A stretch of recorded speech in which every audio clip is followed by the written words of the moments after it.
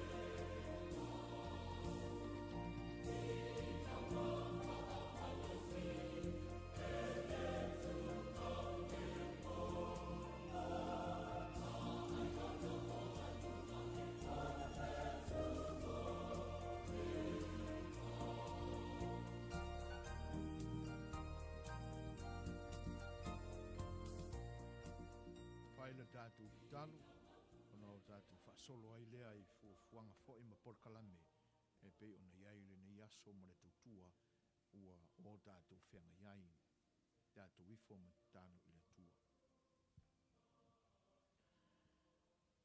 Neli ielo mātua tua pa iai, o lau o fio lava na e whaatonuina o mātou langona. Ai Maise o la Matou sa valinga mai le amatanga o le nei aso. Se ia o mai le nei vaenga. Ua amatai na ai la Matou tautua e pe ona e silafia a wau tangata le li ie. O le whaatonton wina lava fo i lea e la ua fio o Matou mauli taito tasi. Ina ia o Matou tutu maupea i la ua fio.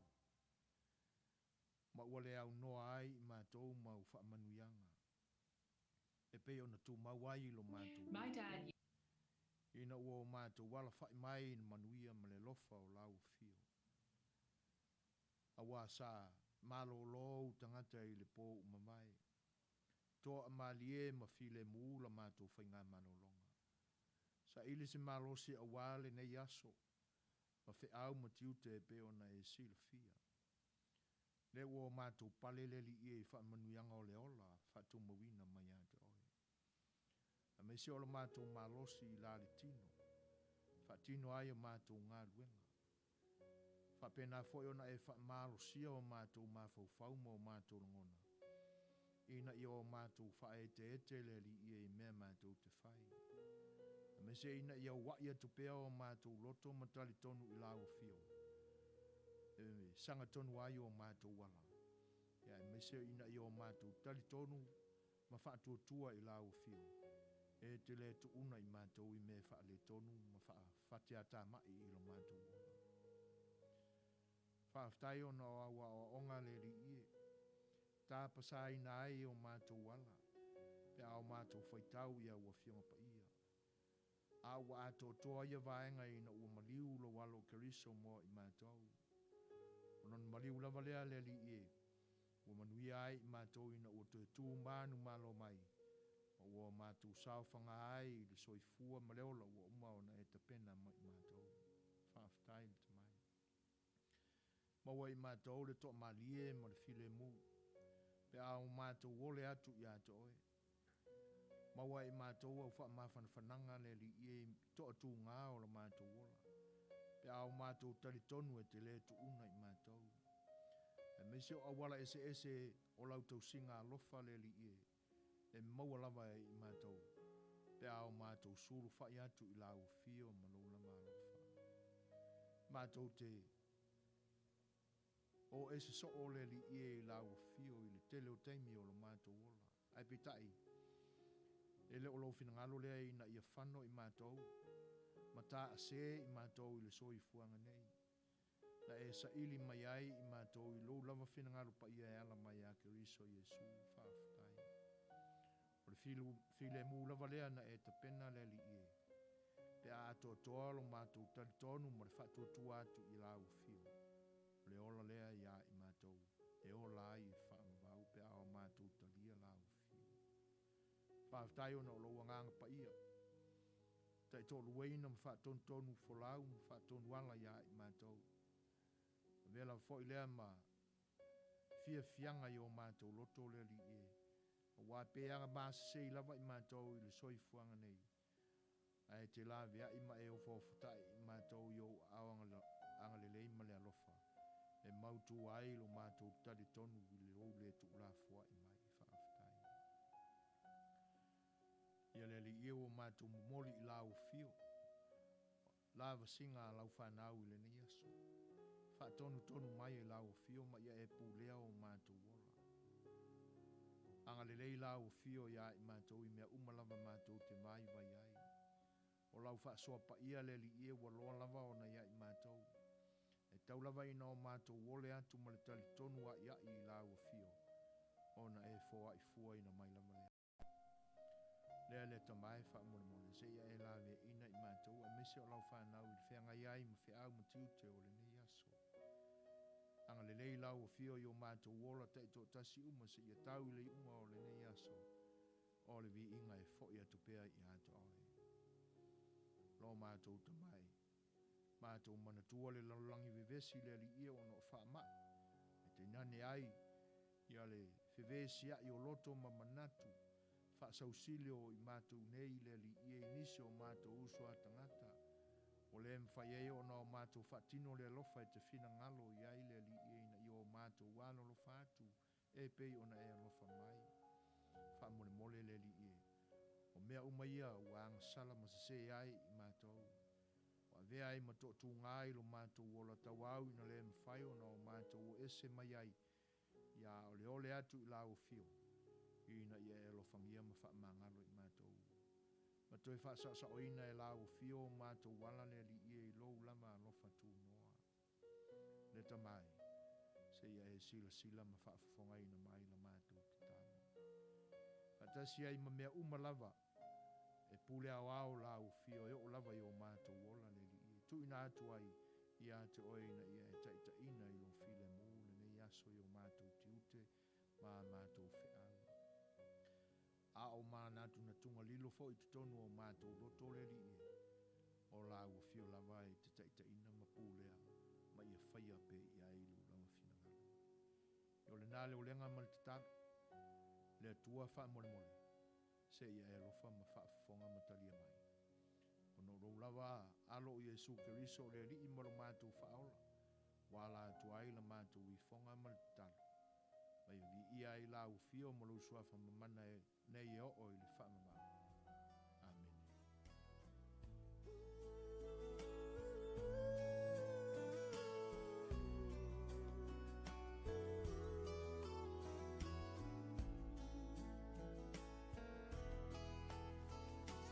Lea li e lea tu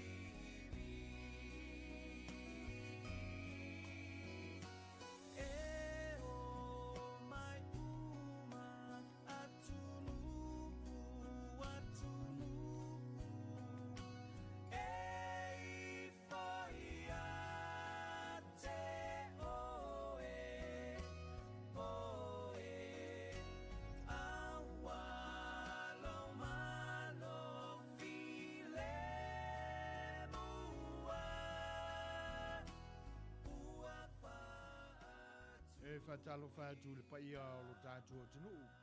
Vaenga ese o le lalolangi nei, mātunu ese o lo utou a fio msa ili malo ai. Mātou te fatalo fatu ai le ngang whaaloalo talo lava.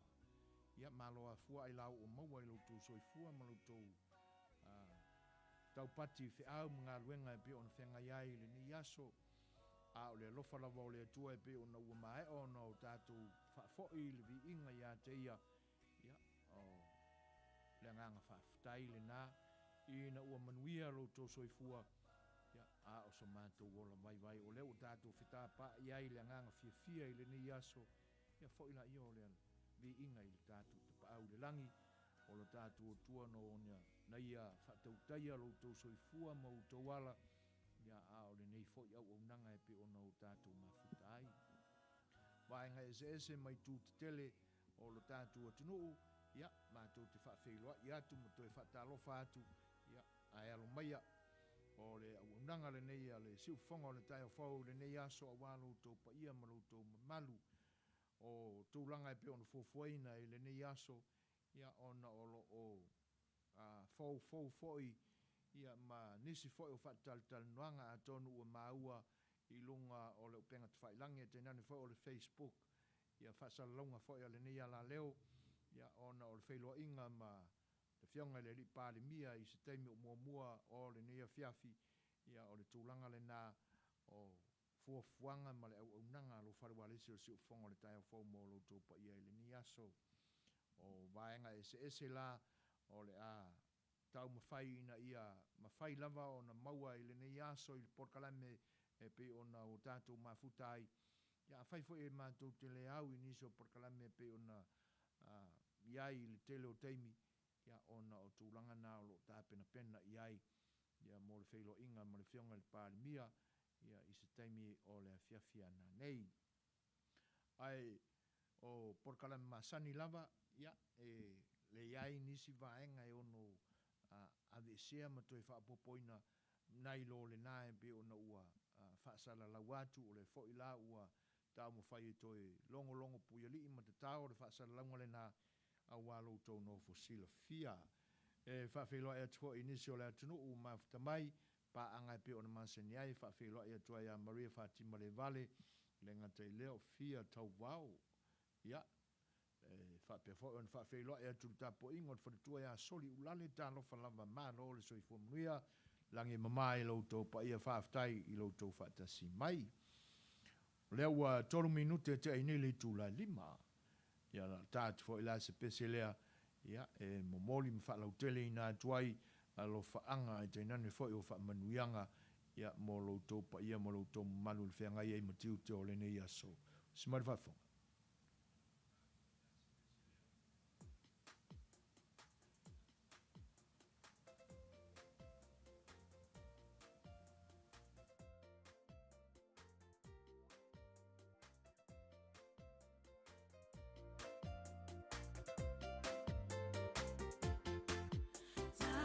Samoa lo atunu belele anga.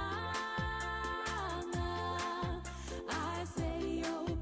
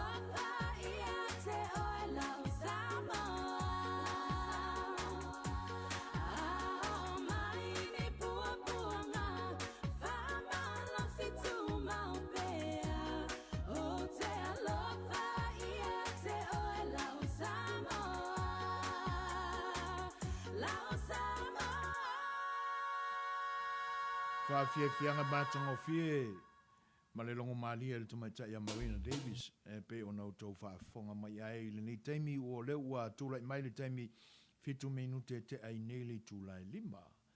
Whawhilo e atu ma whatalo whaatu i le whaatasi mai, ma le whelo i mai o mai ua o le taisa masama, tū moe ale. Si ti atu le vi inga māwalunga, anganga pa ia whaaftai Jesu mo le malosi whaafawina, to ai ma le mafau whaamanuianga vi ia Jesu, amen. Malo whaaftai vai, Tusa i o tūlanga e pe una e whaamanatu mai pea, ia māwalunga pea, i manatu, o i tātou umalava, ia māwalunga, le vi inga o tātou tua, ia i mea umalava tātou te loto ma manatu i ai, ia whaatasi ai la, ia ma le atoanga o vaenga ia pe ona e saunoa i ai, ia o le anganga pa ia, ia whaatasi ai malo nalo, le ua ato le toru lea, malo whaaftai. Ia o tūlanga o le ne ia se pea ona tau mawhai e longo puia li atu. Tono se Agaifanua ese fo i lea ua tala mai mo le nei au unanga. Salilo la vai manatu o se teimi whapenei e maunga tā Agaifanua o le taitai o lo tātua tunu. Ia e te nani fo i o le ma ali ai fo i o manatu whelafua i nei aso. Lea la ua te tala mai le Agaifanua lea. Ia le mawhai e ilao na o Matou tu ua. Ia Matou te apoina. Ia ina se i longo whaatutu ila fo i le pa ia o le atunu i le nei i tu o le lalulangi. O Australia ia ma New Zealand pe e wāwāla lanta ma lo tātua atunu ia i tūlanga o whaatali tanuanga whapea. Ia i whaingofia ia i la tau. I lea teimi ma lea teimi e mawai Agaifanua. Ia e petai o Amerika nei. Ia e whaisi mau la i titi ese. Ia pe o le tūlanga lea tali ai le loto wha mau lalo le nei Agaifanua ua maua. Ia lea la e fia i whaalau i loa pea. Ia o le iwa i le poa na nei o le teimi wha Pasifika lea i le nei tūlangi o California. Ia e pole i tūlale na e 5 i lo tātou tunu i Samoa. Ia lea la o le maua i le Agaifanua. Ia e whailoa i ai. Ia mataltala noa fo i le whionga le parimia.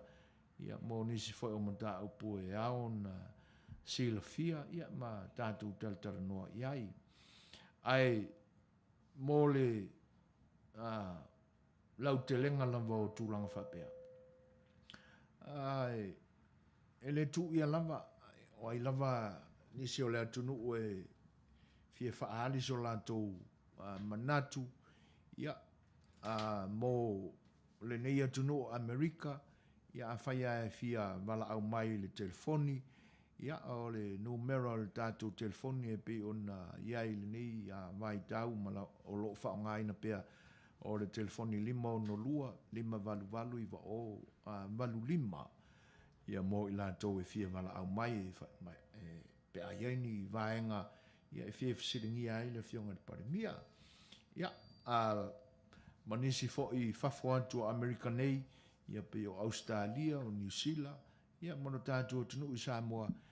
Ia a whapea lava whaingatau na wala au mai, ia wala au mai ma telefoni mai le messenger le siufonga o le taio fau. Ia po le omi mai o le komeni. Ia whaali mai ai, ia vaenga e pe ona e fia fisiringia. Ia e le tu ia lama le Agaifanua le nai te tala atu mo le tātou tunu. Le ua toi whaafeiloa i mai le tamaita i a vai. Whata alofa anga atu i lausunga Suasua. Whapea fo i lausunga le whaatonu. Whaafetai sua. Ai Maise le au fia whaalongolongo mai. Alofa vi ia Jesu. Ia. Malo. Whaafetai tele lava vai. E tusai o saunoanga whaafeiloa i mai. 10 minute te ai neli tu la iwa. Ia. mai whaafonga o seisi foi lea tātou pe se tātou te fia whaalau tele i pia ili ni te mi o le tātou maftanga.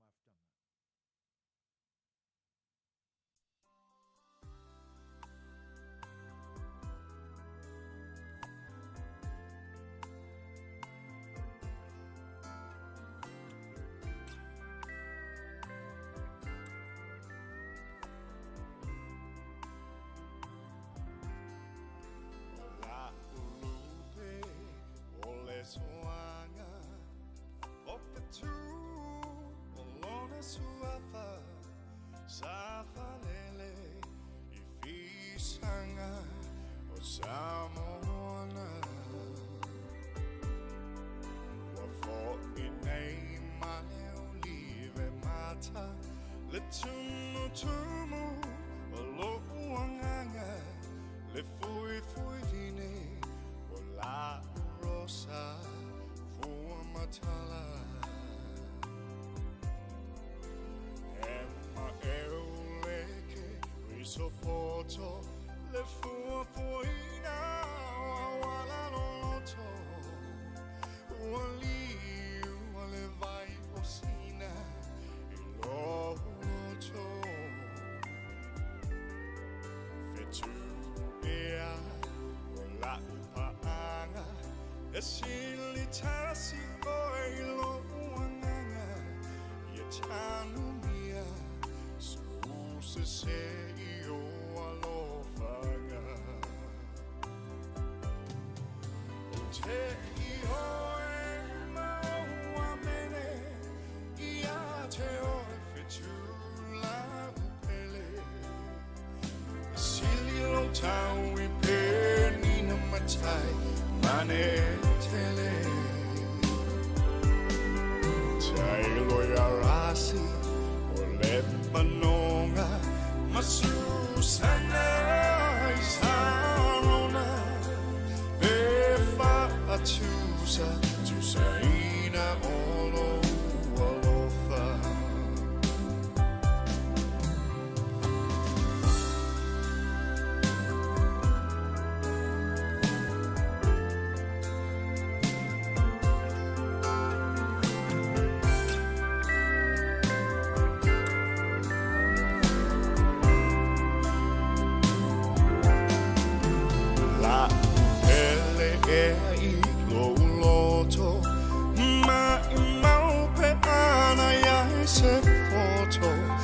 Te fascino mai o awala o le samiloloto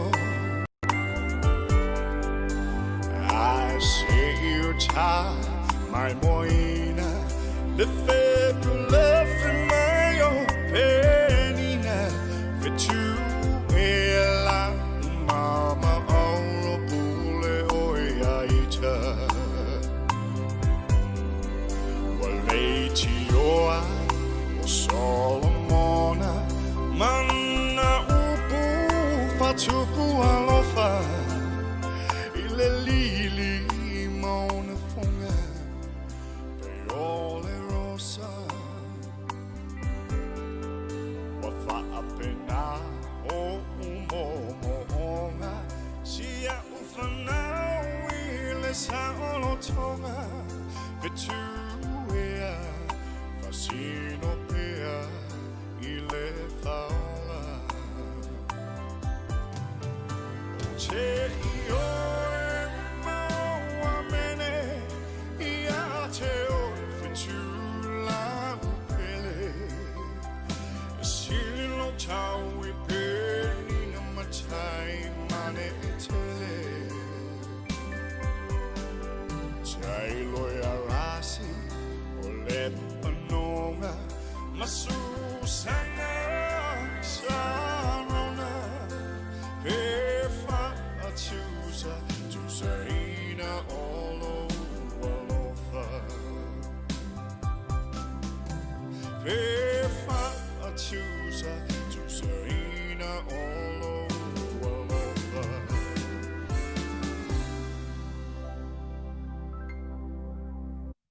Fianga mātango fia le sunga a Regis Parker I pe ono tau whaafonga mai ai. E le taimi o leo wa se fulu mo leo no minute te ai nei le tūlai fitu, whatalo whātu le whatasmai o tole a fō se lau mānawa, whaftai tele lava tole a fō e tusai o le saunuanga whawheiloa i fōi, e pe ona ua tātou mafuta i le lofa o le tua i le ni aso, Manuia a fuafuanga, e te nane fōi o whawhiawhianga ma saunuanga e pe ona ua whianga iai. O le vainga o le tau i le ni aso, o le ua tele i titi nei le tūlai lima ia ua palasiane ia le vevela e pe o nei ai le teimi o mamai ia sa fitu se fulu ma le 5 tikari Fahrenheit ia le lau pa uane i le nei teimi o le aso ina ua whaasolo fo ina pou o le ua onos fulu ma le 2 tikari Fahrenheit le vevela le iai Matou sulu mātongo fiele la ia fa le ai se au i lunga e o le nei ai. O lo angi Malisavili e le tūlangi sisifo, Matou sisifo, e lona sao e pe on fa tūlangaina e se fulu ma le tolu maila i le tūla. Se fulu ma le tolu maila le sao ma le malu o le Savili, sisifo, Matou sisifo, ia le tūlangi o lo o angi mai ai. O le whaamaumonga o le sua le ea e pe ona whenga iai malunga e o le ni ai e le ni aso fitu se fulu mo le fitu pasene o le vainga mo le aso atai au ia o le maualunga o le vevela po le mawhanawhana o le aso atai au lo na asto na i le ni tūrangi fitu se fulu mo le 5 tikari Fahrenheit lo na vevela e ono se fulu mo le 2 tikari lo na maulalo sulu le lai la sa tai ai telin aua ia fa solo atu le asosa o fa mawina fitu fu mo fitu tikari le vevela onos fu mo le lua tikari le mawalalo le pasene o su le ea i le asosa ma le aso tai au se fulu pasene o lo fa mawina fa si malu o Savili fa le langona le iai ia se vanga na o talu i le i fa fo i le la ia ona fto a maua leo le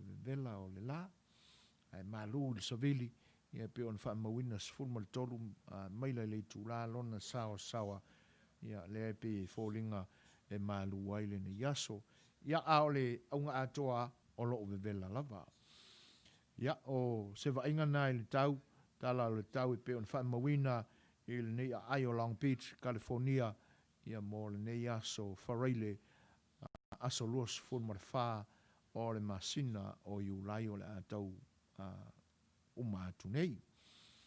Fa feiloa ia tu le fatasmai o le sunga ia le alofi la ulu, a lor se fua Manuia i lau fionga se fuina, le ofisa fatsalau o wad Polokalame lo faanga mai Melbourne, Australia, Manuia le Polokalame, God bless. Faftai tele lava le alofi, le ngata o le fatasmai, i le tatu Polokalame, ma le maaftanga i le nei aso, ia a o feiloa inga foi ma au pusa ua e fa feiloa i mai ai le nei au nanga mo le tuele ngang faaftai.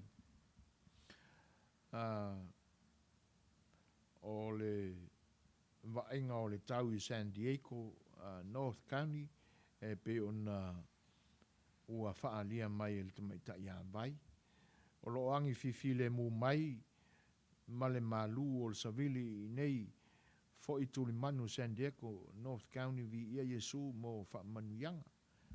E moni malu al Savili. Ia lela u mau atu ia o le tātou so tulu lava a vai San Diego io ia malo faaftai tele lava ia le manatu o le Savili al nai ngā ia u kou ia e whapenga vo o le Savili ai kasile inga ia makou e faaftai mo le finangalo e pe on whaalia luas fulmantasi minute te ainele tūlai 5 whawhiwhia atu pea au whaipesa so i whiwhiloi mo lo taupa ia wale ne yaso.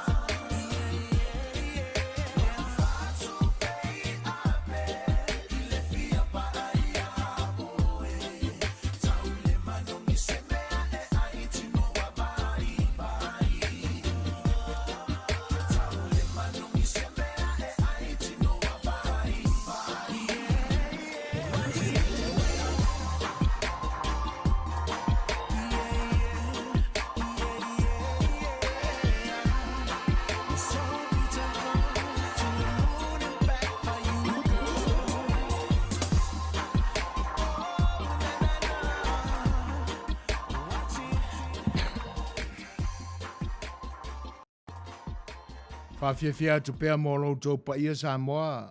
Au whe pese sui whiwhiloi le nei whai vaenga o le tautua alo wharewa lese o se whonga na tai o whau te tonu o le poto o tua na whasara launga i le ai o Long Beach, California. Whawhiawhiloi atu i le whatasimai o le sunga ia tamauli i le whai lau whiwhiloi mai ma lor so i whua Manuia i le lua sase lua loutou whasa whaina whapewhai le whatonu tuila epa whafte sua ma le au mafuta ma lo le on sai Polokalame o le nei aso ia tātou tau whaiwha ma lo lava ia ma whio whai i le lofa mareanga le leo le atua tamauli ia Tusa i whai o loutou soifua ia whapewhai ia se ola vai o le nei au nanga ia whaftai tele lava le ngata o le whatasimai ia a o vaenga e pe ona e whawhelo i mai, masau no whawhelo i mai, mole atua le anganga whawhtai. Pe a ona whasilsilatu il teime o mawai, ia, o le mahe al tātou Polokalame, ia i le tūlai fitu, ia ona ta pena ai lea, ia mō le whataltanu noanga fhoi, ia ma le whionga i le lipare mia i le tūlai iwa, i le poana nei le nei tūlangi i California ia i ele manatu po o le tau le lima i lo tātua tunuu i o tūlanga lana ia o le le mawhai e ona o atu le tātua Polokalame mo le maftanga i le whai tūlai pe ona masania i le nei aso ia ona ia lava se teime e ta pena i fo i matoi whatontonu ia tūlanga o masini fo o le nei au nanga a wale te mile nā o le whelo inga ia ma le whionga i leli i pāri mia o le tātou mālo tu tasi Samoa. Ia, mālo le sausau noa to le whoa, ia le au mātau watu o le uma le tātou pese ia le nai, nā oi, ia, po whio i aile au siwa lau ko whala pukonga, ia mālo, whaima wala au atu teine, ia i sosoani i si au whawhiwhia. Luas fulu mare valu minute te ai neli tūlai lima, ia si e tātou wāsia si atu le ayo kaupoe, ia po le afo isa lātou whawhiawhianga mō tātou le nei vaenga o le aso. Si mara whawhi.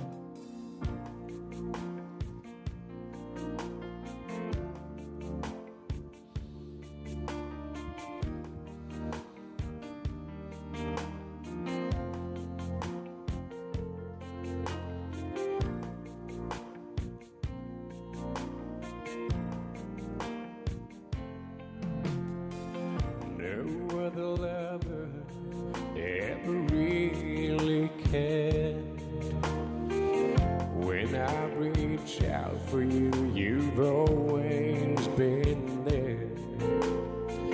Now I'm so far away, and baby, I'm scared. I never knew lonely till you.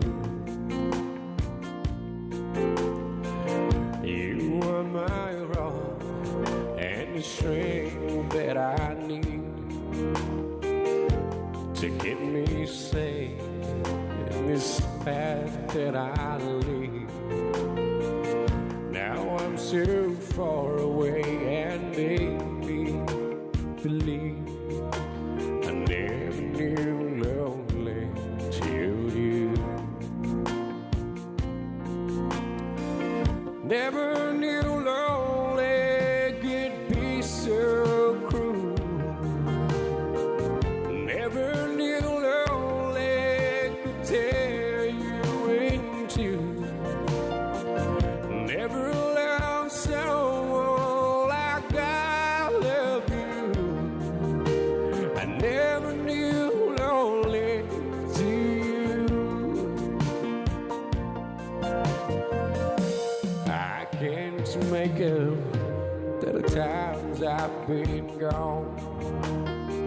I prove I love you in the words of this song. Back in your arms, girl, is where I belong. I never knew lonely till you. Never knew lonely could be so cruel. Never knew lonely could tear you in two. Never loved someone like I love you. I never knew lonely till you. Never knew lonely could be so cruel. Never knew lonely could tear you in two. Never loved someone like I love you. I never knew lonely till you. I never loved someone like I love you. I never knew lonely till you.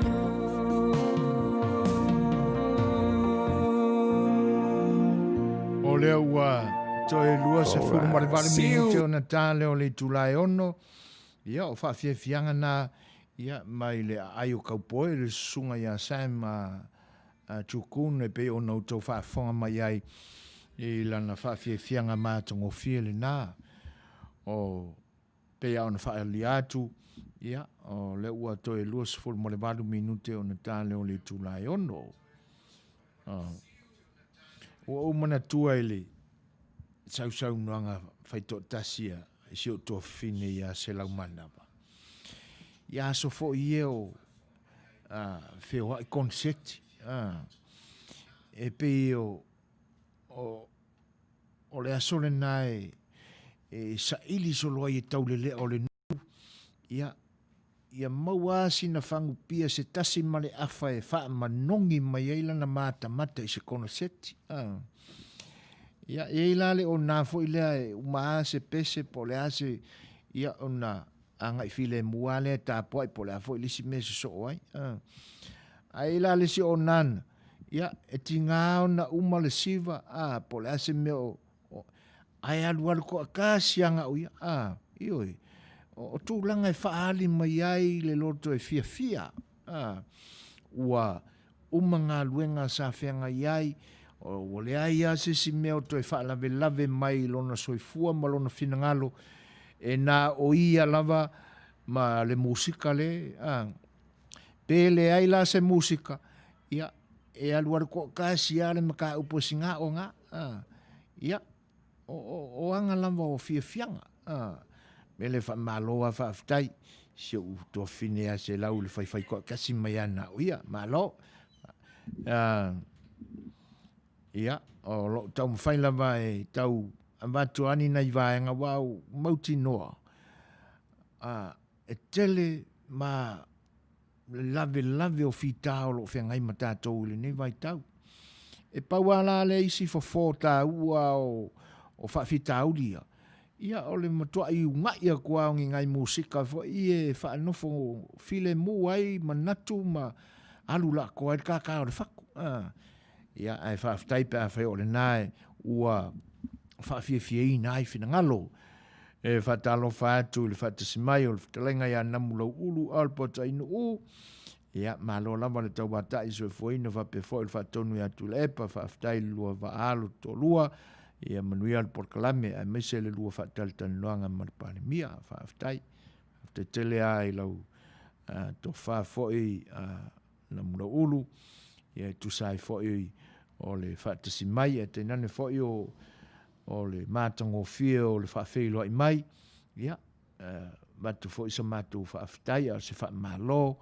Ia, i le tau wata i foi fuafuanga ma whaiva whawhia ngai ai le ne yaso. Whamalulu atu, uso ta uso atu, wane lo pa ia. Tonu ai te wala au mai ia o Talanoa foi malisi vaenga sa tau mwhai whaafso ta i atu. Ia, a tonu o le nana ule maua i le wala au mai, whamalulu atu ai le maenga. Ia, ai o le itula eva, i le awhiawhia na nei, ia, o le il fuafuanga lea whataltanuanga ma le whianga fo i le lipa le mia.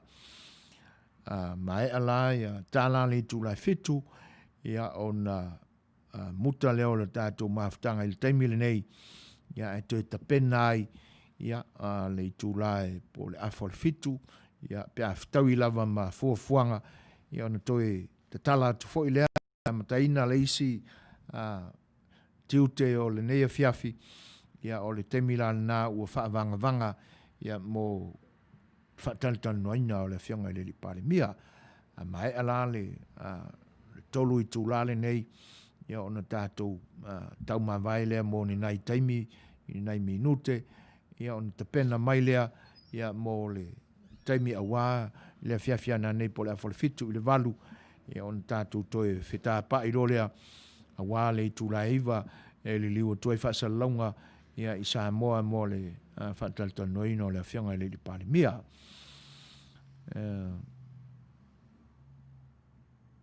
Ia, malo whaftai to le whoa i Tusa. E lei o le matau atu. E piwa mā, wheau matiute o le nei i aso i lo finangalo. Ia masalo o na ua o fo i le weekend. Ia wakakau ngā lilingi sina whangu mu te tono se mara malama. Ia ngā whai ko kasia ia lea o le samina fo i ma le whaai unga o wheau o le nei vai aso. Ia, ai whai mai ale upua sisenga whai la mu, miki milie, awal singa whai. Ia, ai whaaftai mo le vaenga. Ia, nā oi, ioi, o tūlanga ana e le whaafeto ai a mea le lei. Saipani a mitua nai, malo, whaaftai, i le atua o le nai, mawalunga le au ina o le masina i luso i fua, ia, o tātou whitāpa i fo i le langi mamai, le nei aso, le fo i lau e whaafeilo i mai, tā lofa i lau fitalenga su voina, whape fo i sunga whaatonu le nei aso fau, malo le tau wātai. Ia, malo, whaaftai tele lava i le saunuanga mātongo fie. O le ua taulu mawau fau, le upuale nei o te avatua so. Le anga na fesili mai ai o le aso lulu na te atu nei. Ioi.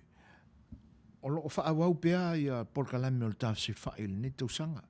I nai Polokalame mā i le o vātu ai se lau ni tangata iai. O le aso lulu lan se mwai atu nei. Na whea ngai e la i a le tafsi whai. Malana Polokalame le na o le workshop mo ne ngangana. Samoa. Ia sa wha malama ai e vaenga o ngangana. Ia o vaenga o le Aganu'u. Ia ma ni mea lama ai Maise o le tal o ni nai vaenga sa Talanoaina ia o le tal whaasolpito o le tātua tunu I mea na tutupu ai. Ia whatase ai la manis o le si la fesili no umaua I le asole na. Po le atonu ale wingo le upule o le au ino o le masina. Ia, o le aise temi lao na Talanoaina tuoilio. I tūlanga whapena. Ia, ma le isi vaenga o le tātou ngangana le na oa iai la Matou whatalitanuanga foi o e sa awai le Polokalame tāua.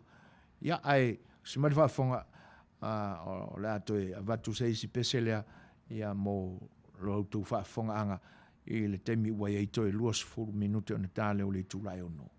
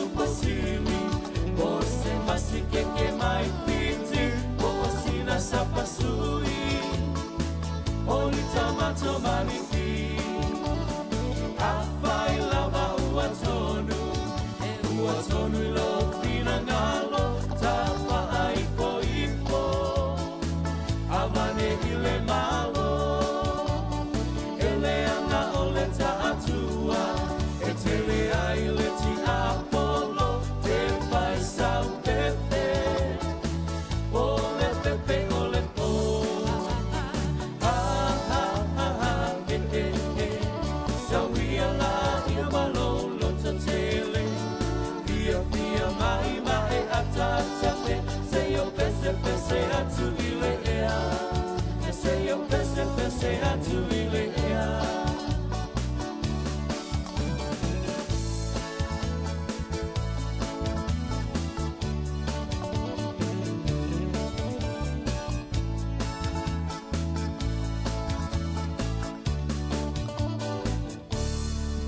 Ia, o le nasa au tau whaafonga mai, ia I whawhiwhianga mātangofia le RSA Band, ia a wālo tau whaafonga ma lo tau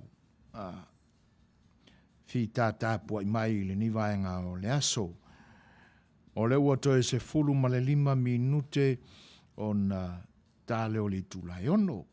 Ia, leo toi mamau fo isi tātou teimi, ia pia o na tau I ai tāpenanga fo o le neia fiafi. Ia ina ia lava se teimi e tāpena pena ai fo ia le nei au nanga, ia mo le teimi le liwa tuai, ia lo tātou watunuu, ia mo fuafuanga e pe o na whata oto I le afiafiana. Nei, o nei se tātou pese leo le ato e so ato nei, a maia, ia o na utou whafonga mai le tātou whaalinga wha business. Se mai whafonga.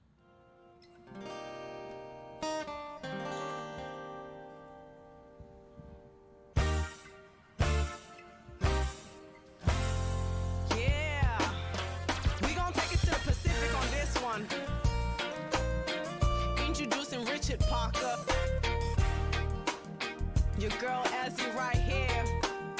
You know what it is? Yeah. Coming straight from down under. Come on, RP. Let's show them how it's done. I just don't know what to do when it comes to you, baby.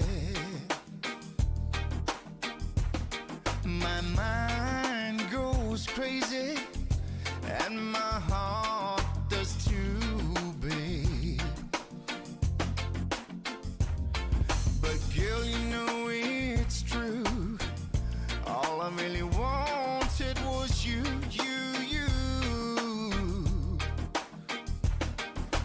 Tell me one more thing. Oh, tell me why, oh, why? Oh, baby, why you left me behind and broke this heart of mine? I don't know what to do when it comes to you, babe. Oh, it's so hard since we've been apart. I keep on holding on. I know it's for real. I wish time stays still. And now I feel like a fool that's in love with you. My heart is aching and it's broken too, babe. But girl, I'm missing you. All I really wanted was you.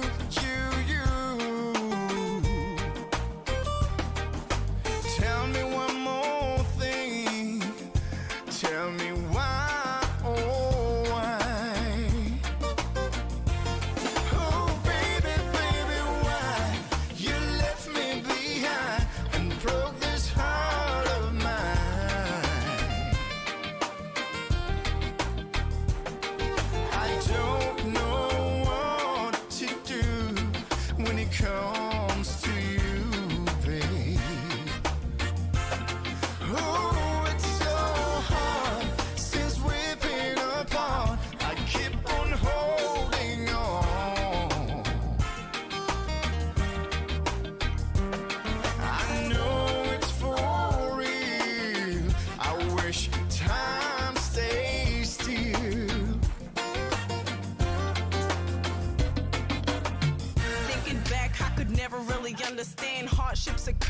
relationships like sinking ships. I used to be dismissive, oblivious, pessimistic to the facts of how far I slipped, but always knew that love is blind, that you and me could never be entwined. Now I'm sitting here reminiscing, it's a distant memory. Baby, why you left me behind and broke this heart of mine?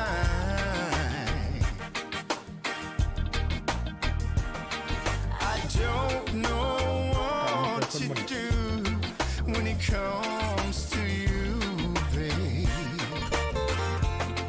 Oh, it's so hard since we've been apart. I keep on holding on. I know it's for real. I wish time stays still.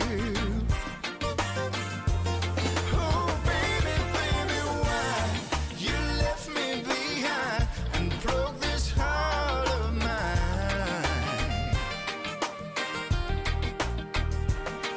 I don't know what to do when it comes to you. Le sunga ya Richard Sparker ia ma le whaafiafianga le nā o nau tō whaafonga mai ai e le nei teimi ua toi iwa minute o na tāne o le tūrai ono. O le nei lava au nanga le siufonga le tai o fau. Ia o lo mwhai lava o na tu inatu o na o le lango malosi mai a le Sir Winston Funeral Services. E pe o na iai le au nanga le nā o le whare maliu e lungai le Bay Area. Ia po o le tūrangi le anga i San Francisco. Ia o le tamaitai Samoa, ia luana nao o Winston, ia masionali i malela au nanga le nā, ia pe ia o na silafia, ia tūlanga umma e pe o na iei le Fatinoina o ngā luenga ma le foi au nanga tau i le whaale leia o tino i lantou o maliliu, ia se i ho atu le taimi e whale la wasi ai. O le au nanga la lea, ia so se tūlanga e pe o na iei nei o na pō, ua pule lava le tangata ia ma le ainga, ia i tūlanga e whaatino ai, mwhaifoe o na whaaliu e fuefu, ia pe cremate, ia pe o na whenangalo i ai, so se tangata lava. Ia le ngata i leo le nato package na o le wha mama avenga ua ta ua le pre-need funeral arrangement. Ia i mwhai e o na o sia le whengainga mai lantou, ia e tutongi ai le pei meni o le tupe mawhai ona e ofaina ia ma e sila fia e ngā whatia ai teimi o tō sauninga. O le tūlanga la o le package le ma le whengainga pe aosi ma le Sir Winston Funeral Services. E wha maoni i le tongina o pe meni tonu al piliota lua tau sanga po le tolu tau sanga. Le ale finangalo le tue lu soifua ia o mawhai lava o na loka ai o i nā. Whai tōla manava ma e maliu i le finangalo o le tātua tua ai le i o i tausanga whaamuta ai le whengainga lea pe na o si ai. Ia e mwhai lava o na e maua atoa le tino i tupe pe o na o tau maali lie ma o si whengainga ai ma le tamaita i aluana nawa ma si o nā li ma le kampani i whare maliu le nā o le Sir Winston Funeral Services. O tūlanga mātang o fia lea nā o lea au nanga. E le ngata whai lai lea. Ia, so se atunu lava lalangi nei fia mori eilo tino mariu a wau tō sauninga ma e ta oto ai mo le soi fuanga ma le whaavavau. Ia, e mwhai lava on transfer i ai e luana ma si o nā li ma le lato company e lau tupe pe ona e fuafuaina. Ni si lavaenga e ono maua ai ni whaamtalanga au ili mtal talanoa i ai o le telefoni o le ofisa o luana ma lo lato company fitu ono lima lua tolu lima iwa. Ia po le whaafso taiane o luana i lana cell phone tolu lua tolu tasi fitu malu tasi o mvalu.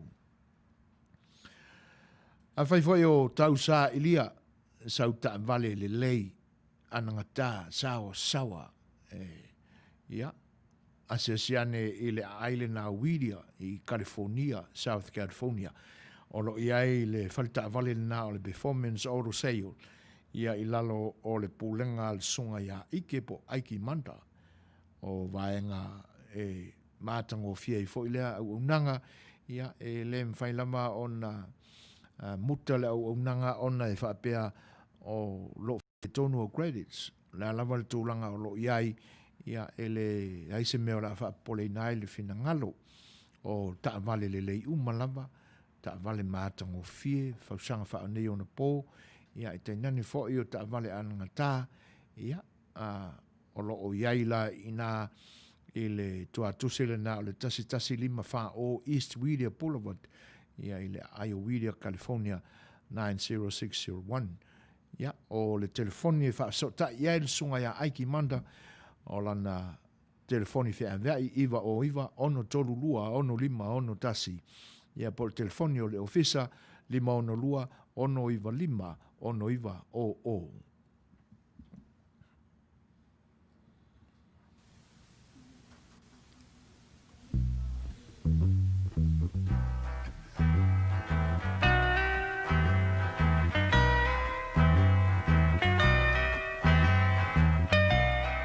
And it keeps right on the hurting since you're gone. Ooh, I cried myself. Ea Rupios Tuna Market e te tonu ore ai o Long Beach. O loo mawai ore tau mafa Samoa, tale ma moe, supo ma moe, a paparusami. Ofu parusami, moa tunu masi usi upipi. Sapa sui, so sisi, povi masima, talo mafai. E whamaria ino no loto pa e fi oto matala atu o a au. Ile El Rupios Junior Market i te tonu ore ai o Long Beach ile limalua tasi o Long Beach, California, iwa o valu o lima. Telefoni 502 tasi iwa valu. Every minute of the day, every hour you're. ia o le pea on fasisilato le o unanga si fonga le tai fo lo mfai ao na o tato mafuta ile aso male aso o no ngai nei kampanina o lo anga le lei ia ma so ni mai e Tusa o le momolinga tua o le nei fo o unanga fa te tele lava soli ia ile fa malu si au mai fo ia ma fa Manuia e pe ona e saunua iai Selina te sia tala falava, pa tala fa te lua va se lua lau sunga fetalainga ia Setu, fa pe lau sunga fa tonu brother tu la epa, ma lo le tautua matango fie, ma lo le onsai, ma lo fo le tauatai, ma lo fa ma lo si Manuia ma futanga, God bless, ma lo, fa te tele a Selina, e tu sai o ia vaenga ua e saunua fa feilua i mai eile ni, o unanga. Ia, la toi fa fia tu la se isia tatu au foi peselea ia talia i foi tatu news ia masalo toi titi on tau no mai lea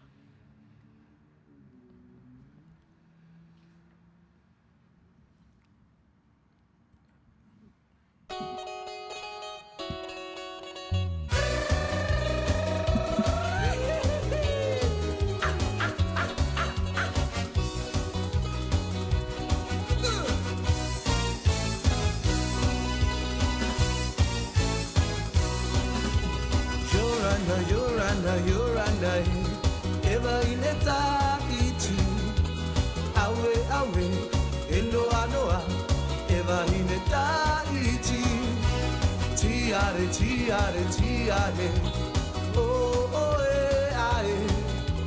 awe, enoa, tiare morea, jo, tiriwaya, oh, pora,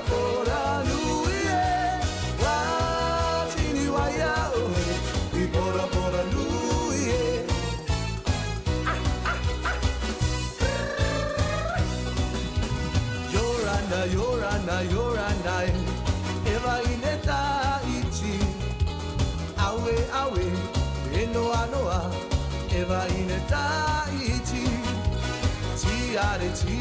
tiare, oh,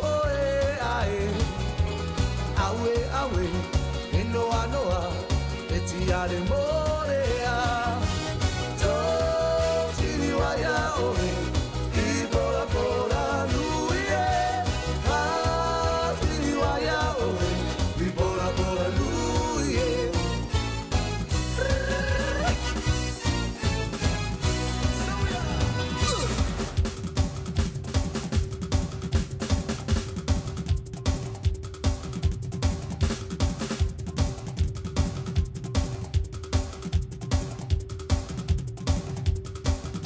tatatache, yona, yorana, tatatache, temwana tatatache, yona, yorana, tatatache, temwana tatatache, yona, yorana, tatatache, temwana tatatache, yona, yorana, tatatache.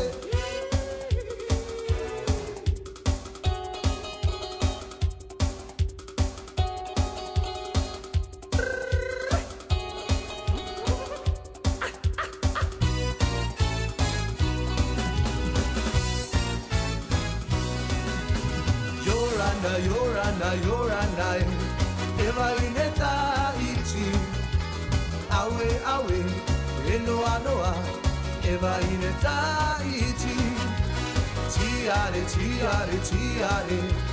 oh, ae, awe, enoa, etiare morea, to, tiniwaya, ibora,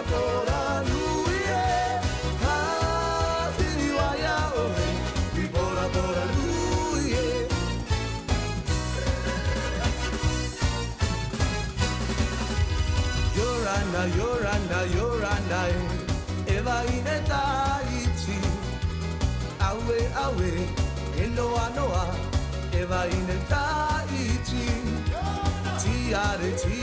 tiare, oh, ae, awe, enoa, etiare morea, to, siniwaya, ibora, nuie, siniwaya, ibora, nuie.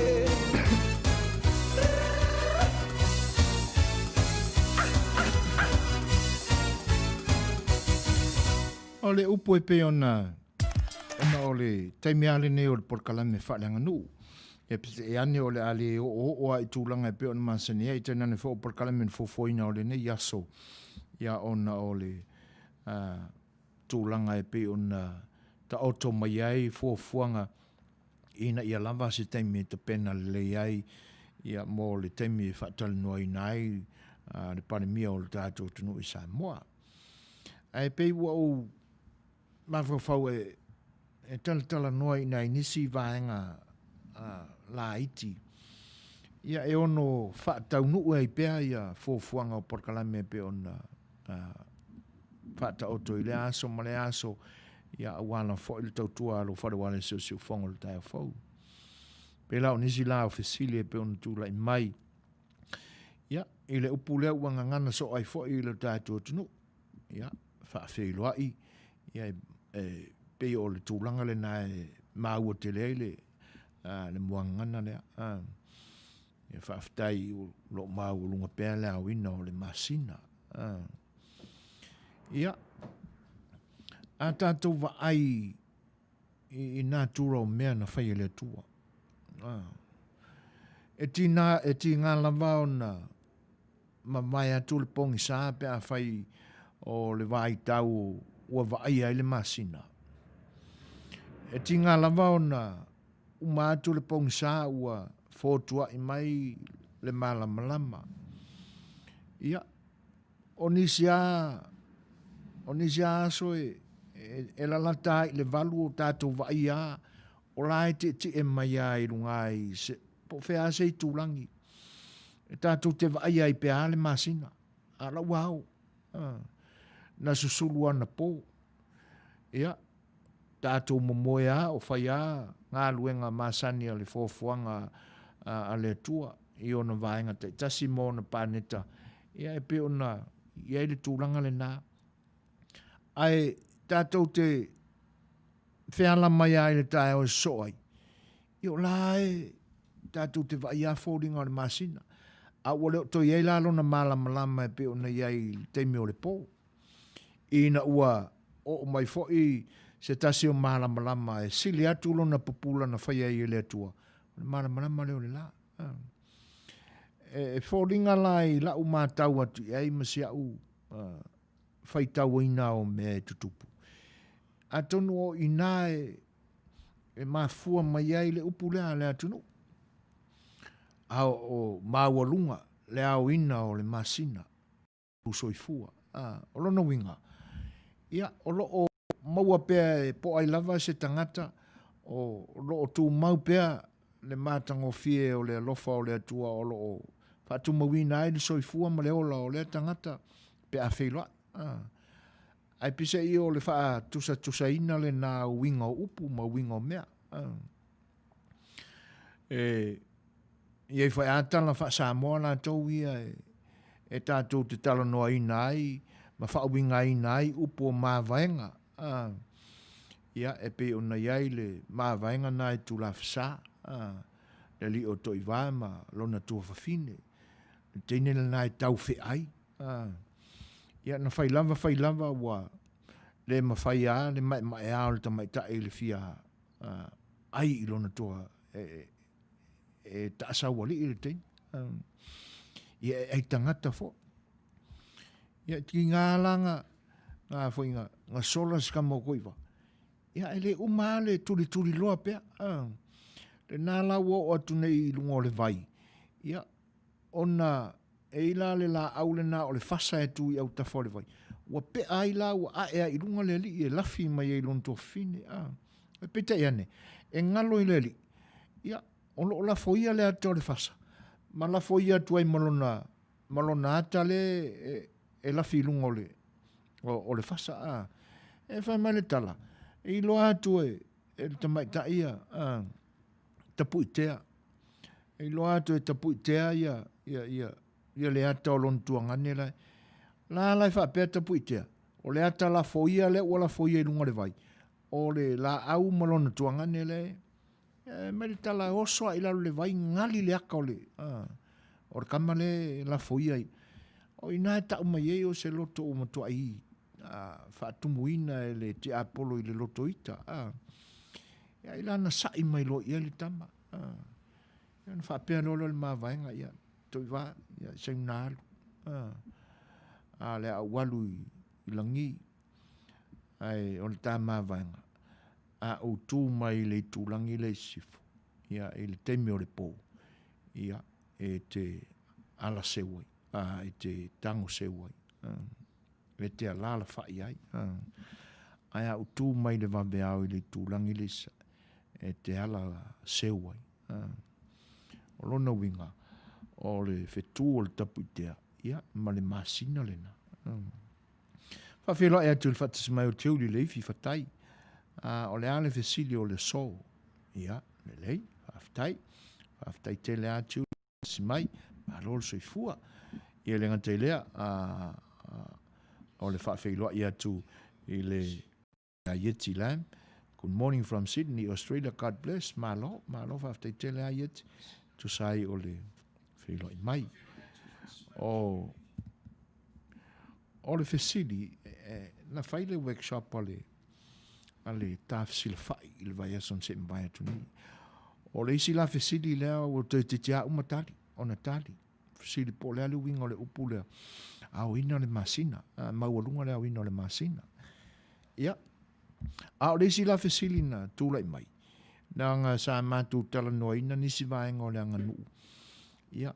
Na avea o no tūlanga e pi una mo mia e tupulanga i ni o na aso ua se tai whānae ia le lolofi o tupulanga e le ngata o tamaitai a o alii ia e kakala ko pea. Ia, maa ngai a la whesili, ai sawe mo le whesili le nā, wha mole.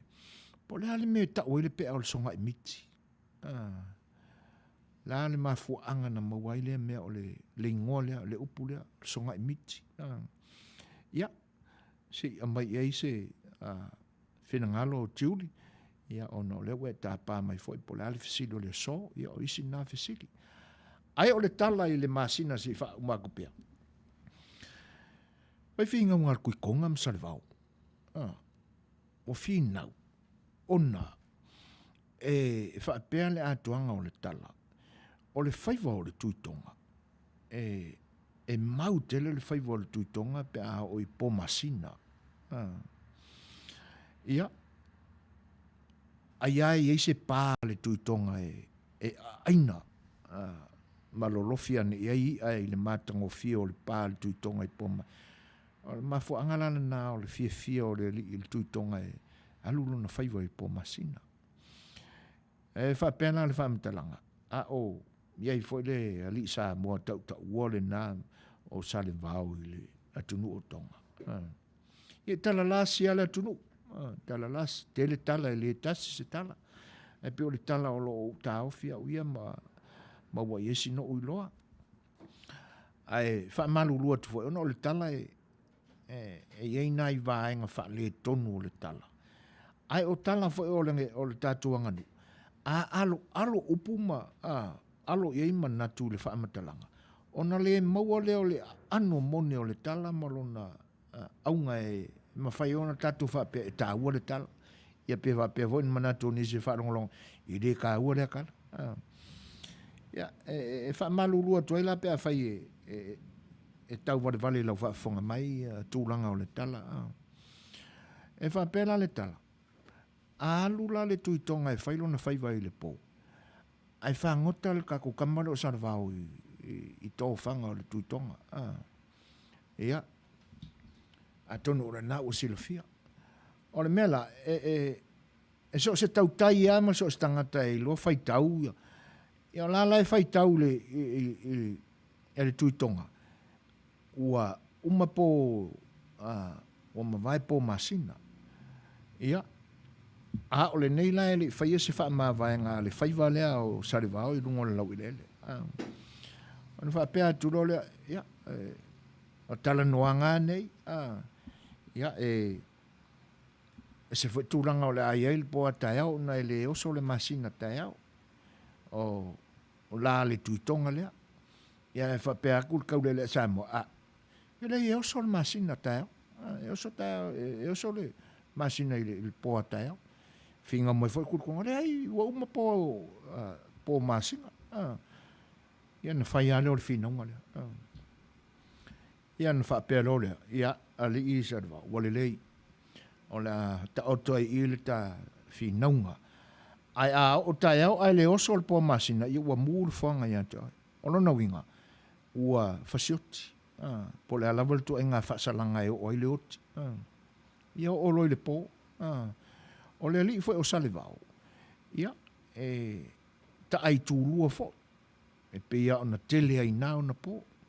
Na o lo le po. Ia ua. Uma foi tala mawhitanga me tale ngā sua o le fiafi. Ia na wane lo leo le tuitonga mo na tangata la ala i fafo. Whaatali tali la. Le teime oso ane ele masina le fina o le Samoa. Ia. Ua i loa le lei ala e sa le vao. Le i tūlangi e oso mai ele masina i le atunu o tonga. Ia fai mai le whaamakalanga kula ua. A wane te ese fina ngā le pea ana fai atu. O le lolo o tala o le atunu. O le avatu uma. Pe le lei pe fa le lei. Ia. Le anga fa pena. Ai na nei vai pa le nguto lau tau o unu. Ia na fa pe mai leo. Ia ai o mea lava na tutupu. Fa pe mai leo o fafatu e leo o nanga le siufonga le tae o fau. E te nane o lau tau o unu siufoina se mea. Ia ai le ni mea moni. Ai le anga o mea ana tu talinga mai ma tu ngutu mai o tala o le vavau o le tātou tunu. Ia. Na fa pena leo na fai. Wala ala le tuitonga mo na tangata i fafo i fatali leo soa e masinga le finga wel Samoa. Ia ai lo ulo ma.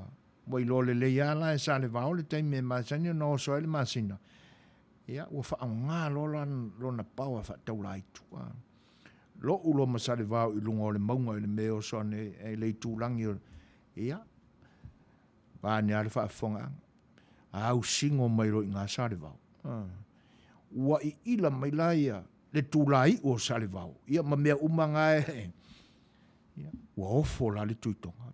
Sole. Le ila se sela o fai tau lo wa manatu wa uma ele to yo so le masina. Ya le la wa vai. Ya le la wa so man masina. Ioi. E koe ka kope aku la fai vo. Ya wa ngoto le masina. Wa le la vai sa le va singo mai lungo le monga fa ila mai ia nga fai nga ila lo le kuiko. O se mea la vai la ve ina I fo lu na ola ila na fina o pepelo le. Na fai si tuitong. Ya e o le wa e fetau ia le ngoto le masina sa le vao ai se furu ma le 5 lo minute te ai le tūlai ono. Se ma whafonga, o ma le tātou pesele i o tātou telefou ma le tātou atunu i Samoa. Ia, olo o whapena lava on ta pena atu si tātou pese mātango fie.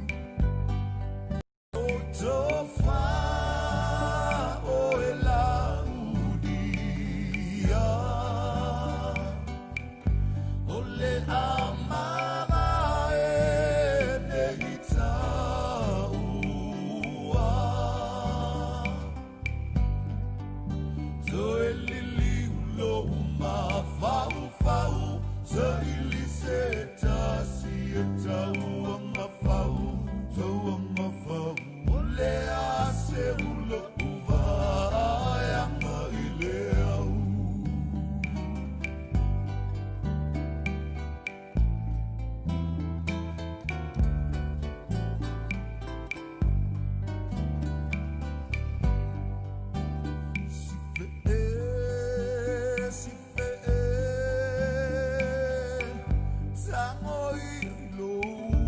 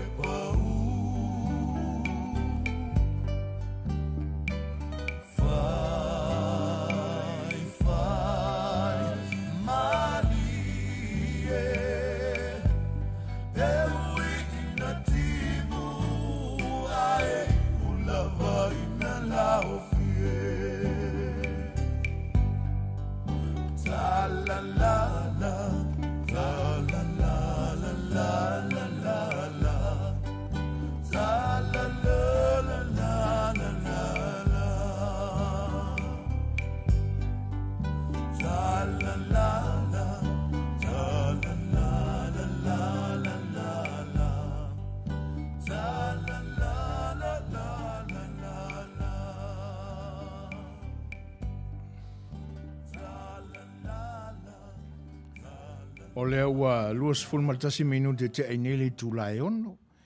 Ia, pia ona tau mawhai fo e wha ila atu ia vaenga o le tau Aganu'u ma ona tala fo e pe ona lawi loa i na ona po. E o mala fo i nei ona po tātou te ofo i le matau tia fo i o tātou tangata. Ia, e ave wha kasi a me le lei ma me wha le lei. E whaalia ai le soifua na e o tātou tangata i nāna po. E pe e whaongae i nisi taimi a tūlanga whaale tonu. Ia e pui puia mai o lātou soifua. I te pei voi la o le tala i le masina lena, whiwhina wa ia i le tuitonga ma. Ioi, ana le tonga whitipoto e sale vao ia, se mangu e mua fo. Ia ngala ka ko ke loai. Le matau tia fo o mana fatau la itu na e o tātou tangata i nāna po. Ia, awa aka ko ma fo faulo loto ala tātou ia ma tūlanga o tātou tino iai ia le vaenga lenga ila mai lungo le mong. Sale vao. Ia, o ia la se inga ia nga po i lasanga se tūlanga whapena o na tino. Ia, ai na wha o ngai sa le vau tūlanga uma o lona tino le ali mai i le singo. Vange le wha whonga. Ia, e wha i ila mai, o lona winga. Ia, e au fia i mafua o sa le vau. I le ila mai la le ila mai ei. Ia, moko i ofor kui konga ma se i asi kui konga. E pila nga, ma toi tau ma whai e langa atu lona whaiva. I mau aku kau ma whao lea fiafi. Ia, ua ngoko ho le masinga sa le vau. Ia, ua avea fo i lale ma mafao le mafau fau sa le vau i na ia sefelo na ola ilan ale nala e pi ua le ango i fo i sa le vau i sionga whaiva lea ua o tala na e va pe alur kui konga e whailonga whaiva ia ai a ngai fo i le lama sa le vau lama lau ele sa le vau ia mau o ai lungo ko fanga ia lona winga o le masio for kui konga le lama i sa le vau e se vai le makau ki o ngaso ia le lai mafuaina nga finga wako o senga me fai e le inge me e le so fai e langa wole o sol mas ia finga o sa le va o le finga o la sa le va ia inga e ko ia lo se fai vor kui konga ai ko o so mai si o fai vai ile alo kui konga se vai fa e matango fieta la ia e vatasi e la malesi fesili fa tupu langona na fa tupu manatu na oso mai sia maka workshop le na sai. Pula tonu ale ma fu anga e fa ingoa le pea al tamasa mo songa imiti. Talo va tu le vatasi mai o le uso ya Nicola ulu malo lava fa afte tele anix o le nai Manuia ya fa afte tele lava masalo ai nga fa nga e sale vao se fango miki fa mafu e fa ila mai e anga pea fa ia kwai fo ma lo so i fu la le il tatu IT ma e no inga e mafu fa solo a ko al ngofu nga sale vao nga ai malo fa afte tele aniko malo albert yoi ya akaku ku le loko ya o mo kwa o ki al kui konga i kamaka ko na mlo yoi ya o le ua whaasol solo atu tatu te miluas fulmar 5 minute ia ua te ainele tu lai ono songa imiti o le ale mafu anga o le whaingo o le pea le tamasamo o le songa imiti le sili na fisili matango fiesa i le Matou workshop le naso ia se o kako mafo fau iai ia pe a umare peselea lua tu matatou news mai Samoa ia na so atu ai le marfa mtalanga o kako songa imiki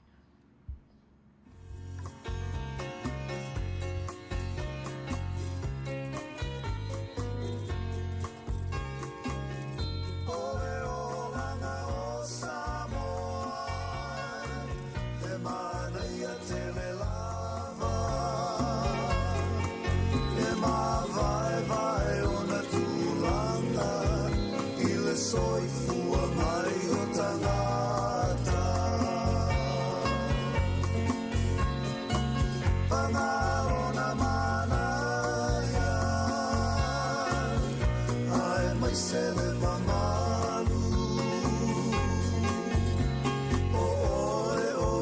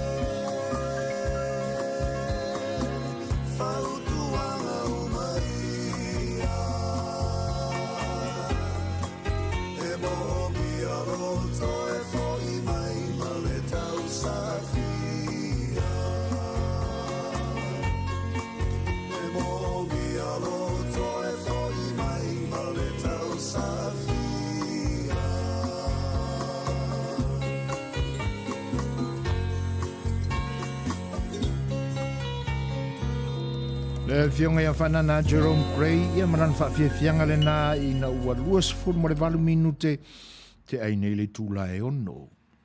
Samoa na mua. Maso o mawai. E le iso ona tāina ni tangata. Matou I ai whaiva o le pea po le malufo. Pai mai le maua le au mātutua. Si vanga nā lama tau pou o ainga. I suafa tā ua o le awhionga. O na tāle o la tō malu.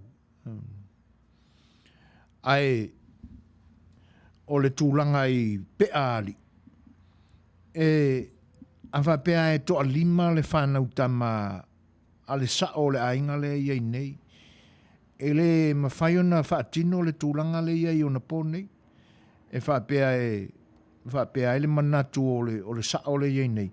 O se si o lana whanau soloa I foe sui tūlanga ia te ia pe ui eila na ula. O na pō mawai e soa lau pule le lei ma whetu nai muni au I le tō whā ma le feelinga le ainga. I se u whetau I ai. E le ai la se talanoanga e whai. Ai pi e tuli loa I le vaaia le au mātutua e tena ne foi o le sao le ainga. Po ai o sisi, a whapea ala e misi le ko 5 le o le whaanga o le sao. Ai e vaaia sisi tau le o le ainga. E iei tūlanga e atangia mai ai le mamalu o le ainga I santaita inga. E le leila na tautua e le tautua ngutua. E le tautua ai u. E le tautua pao. O stangata e le lei I le whesota inga ma le vā manisi a inga o le nu. E iei le alofa. Ia. A whai ala ua whaamaria ina ia. Ia ona longo leo le ainga. Ta pena le lama. Ia ona whapero a kongo ua iei sesi ua manatu le toi ina. Ia o le asui tūlanga ma se ei mai a wale tau e ino le suafo le ainga. E longo fia fo ila ele nu. E tā lo le pea se tama. Ia ngā whapea kulo le o lona winga. O le kangakane o le asolo ai. O tūlanga na sa sawa ia ana mua. I le whaangaso longa o le au ainga. I na ua taunu mai fo i le whaiva lea ma taunu atu I o tātou lau ele ele. Whai mai le mau wha le ainga e tupunga mai ai tai maa ma tila whainga. O le vai tau o le se fulu senturi anga ele se fulu tasi senturi. Ia na tupunga mai ai ia teine ia. Ai o lono wingala o se vai mea whai ai ina. Na mafua ai le teimina o atua I le pea I o tātou lau whanua. Le vakili. O vaengala na o le Aganu'u na sawai. E longo fia ua pa o tia le langi malo fia I se ainga I se ali o. Ia e kasia. Ioi. Na saulava le whapele. Ia o iei ma le soa. Lono winga. O soa loa la I se kenge o se le alo tamaitai o le ali tau e tau pou. Tūlanga na sawai. O lono winga la o le upu lea. E sau le upu lea o le soona. Whai mai le mau o le atunu. Mai e fo I nga sa ili le ngana le atunu. E le I whaunga aina e Samoa na mua le ti ma le nu. O mauanga tau ave mai ma ua fo I sa ili linga ma whaalongo. E whapea o nga ngana Samoa o le kāmara ngā. Whatoa whetu una ia matu whaatasi le alfabeta Samoa ina o taunu uatu ia Ioana Viliamu ma missionary I tātou atunu. Ona o lātou tu whaatasi a I loa lea o le alfabeta. Ia ma ua pei ua suia mai e le ngana ua whaongale ti ma le nu. Ma ta auto mai fo I le au whainga o mata I tusi o le alfabeta se fulu ma le fitu. Se fulu ma le fitu sa e se fulu ma le whaasa I mua. Peta iane, ua whaapopo I le tolu muli o le he ka ro, po le HKR. Ina ua maua I tātou upu e whaongai I mata I tusi I to tonu o le tuspaia. Tai pe o o le matai tusina o le he ia e amatai le ngo he rota ia o le ka ia manisia upo e whaongai fo le ro io o tūranga lana e le iso ona filifilia le a taula le wha moe moe o le ainga e peise i o se miti le nā le ainga sa whai i kaimi umawai po ai se si tūla i mai e ono tau aveina pēr le tūlanga mamalu o le ainga aua ne i aise tūlanga e whaingata e sala ese mai ai le nofo o le aso mai le koi inga le ua purpuranga la ngoto le soifua ia so o le fau i le fau ia so o le tūlanga mamalu i se tūla i mai a tili au na mamalu ma tau le leia le i ngō le ainga i lana tausinga e pila inga a wha kingo lale ia e ua malo le wha kokoa e le iso nga i filifilia oe o le ua kau le miki le ainga ngei ia o inga ua e kula i mai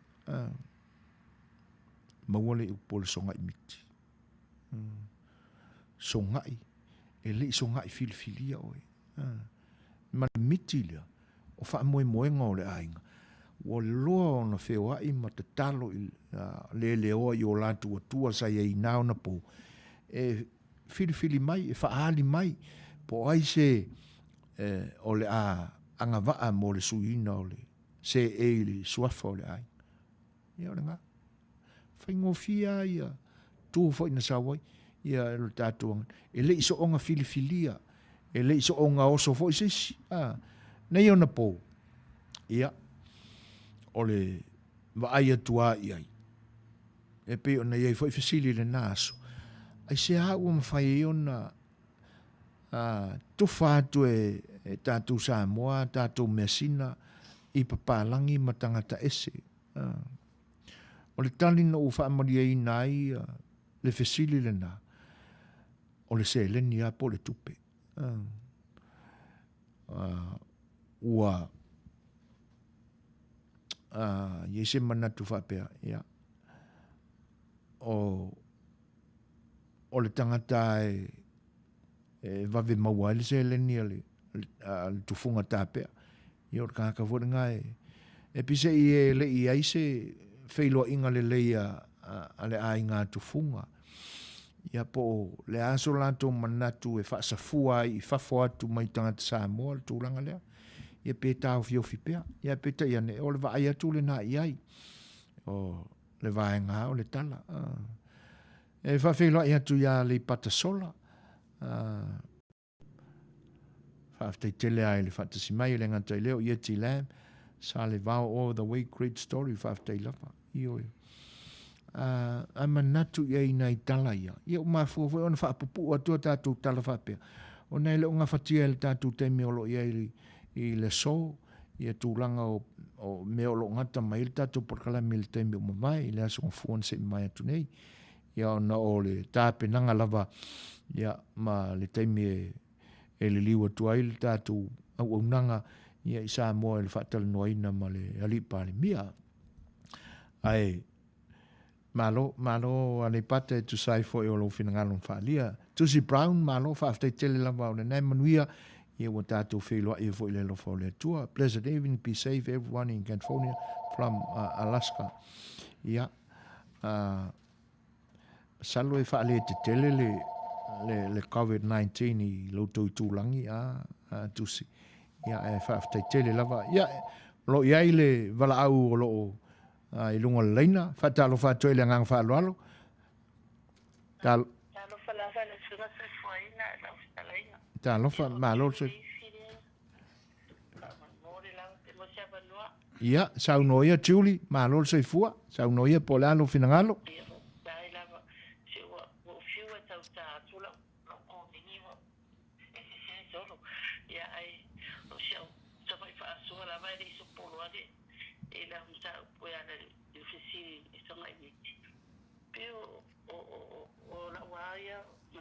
Vai pe ma fo mai e ona ta ya so ya e le o ile sa mo pe le so ngata we pe avele upula I se tangata tau yaso ia.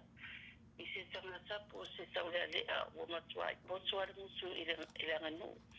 Tau tara fa Samoa I upu I la uma Samoa wala ba fu lana silafia I ngaluenga fai tono sisio mangaya Samoa I tu o lo mai ana ia tu 5 ile I ana Fai'oa manangaluenga I le tau Talanoaina I tu I marumo I wharo matai po whela ona taro la ia le pea lea I ta no tangata avenga I aile upu lea pela o se upu tau ia so hape o le malo fie pe tau anga I ai ele tangata lea o ia ua pe ave hape alo o tau na tari pe a tangata lea ono pe mafua mai le posonga I miti pe o Fai'oa whatau lea eva ai pe ale ainga I lea fo I tau lea o le lato ainga o le matua aile I matai mai pe o sa ona pe tai o matua I poto lava whai ole nuso I roa tau tala I le vai wha o I Aganu'u tūlanga mo mea whai ia aile ngata fo I o Fai'oa vai atu re tau whaatonuina te whapena te re whaatonuina fo ire le marilie ua ile loto tangata man ia pio nai ave se puna mafua mai Fai'oa ia tuulo ia maripea ia pe o Fai'oa whasonga I miti na pe o Fai'oa whatau le lea ia abo fetawi lo mai tua ia le pea lea po le tau Samoa ia pio ngā avenga ia atato vai leila I se tangata po se tama fo ilea tama se tau lea ta fiti solo I ana Fai'oa ma a fu tama le pea ia pie wa ala tsoi fa penal so ngai biti ia lewo pie au se wala na mafua I pe o Fai'oa lava I tonu ana te tono ainga o nu ia mlar po fea lava ne pe wa masoi lua tu fa tasi lo mali malo fea le po la tau ia pe na wa ave nga ia pe o se ukuna ia va ave ia ai va fu me fa pena ia so mana tuna na ba lava ai Malo lava le ato anga tata na fa ato la tite to ma le malo whaftai ia whaftai tele lava Julia Tusa o lau whaasua mātango fie, tā uolo whinangalo, ia, ai tātou whaatasi pēle tātou Polokalame, ia, ai tā uolo sao whaafte tele lava, so I fua ia. Ia, lea la ua maua mai, le whaamitalanga ia Tusi Brown, o loo a fion papa au I Alaska, ia, e tau le a whaina tele lo lātou stete, ia ile fa mai o lo iai ia e mo ia o lo iai fo I maua o iai ia ele pe o California nei lona matautia fa tai tusi tu sai o tūlanga e pe ona e momoli mai o le fa so a Julie ia o le tūlanga tonu ana pe o lena tau mawhai atu ai e pe e sau mai le upule na o le so ona e le so ona ta ina seisi I ona po mai e se mai nei aso o lona winga e va aile au ainga e va aile matai o le ainga malona au ainga po ai se si o tau le lea o untitled men's po ai se si o tau le lea e ai tūlanga e ono si tia matau sia le mamalu o le ainga e a fua mai lana tautua e le tautua ngutua, e le tautua ngutu mulu, e le tautua pao, e whaasafua lona alofa I le tausinga o measina lona ainga. Ia, au fo ilana va ai I le vao lona ainga, maisi ainga o le nuu. Ina ia, awane I whaale tonu pe o puina, ma tauleanga ina lona o ainga. Ia I sana mio e fai e pe se I fa nga solo ale so I fuanga o le ainga I le aso ma le aso a o lo tūlimta ia tūlanga na e le peila o nei ona po I le tūlanga le wa iai e fa pe o fa sa fua sua fo ainga I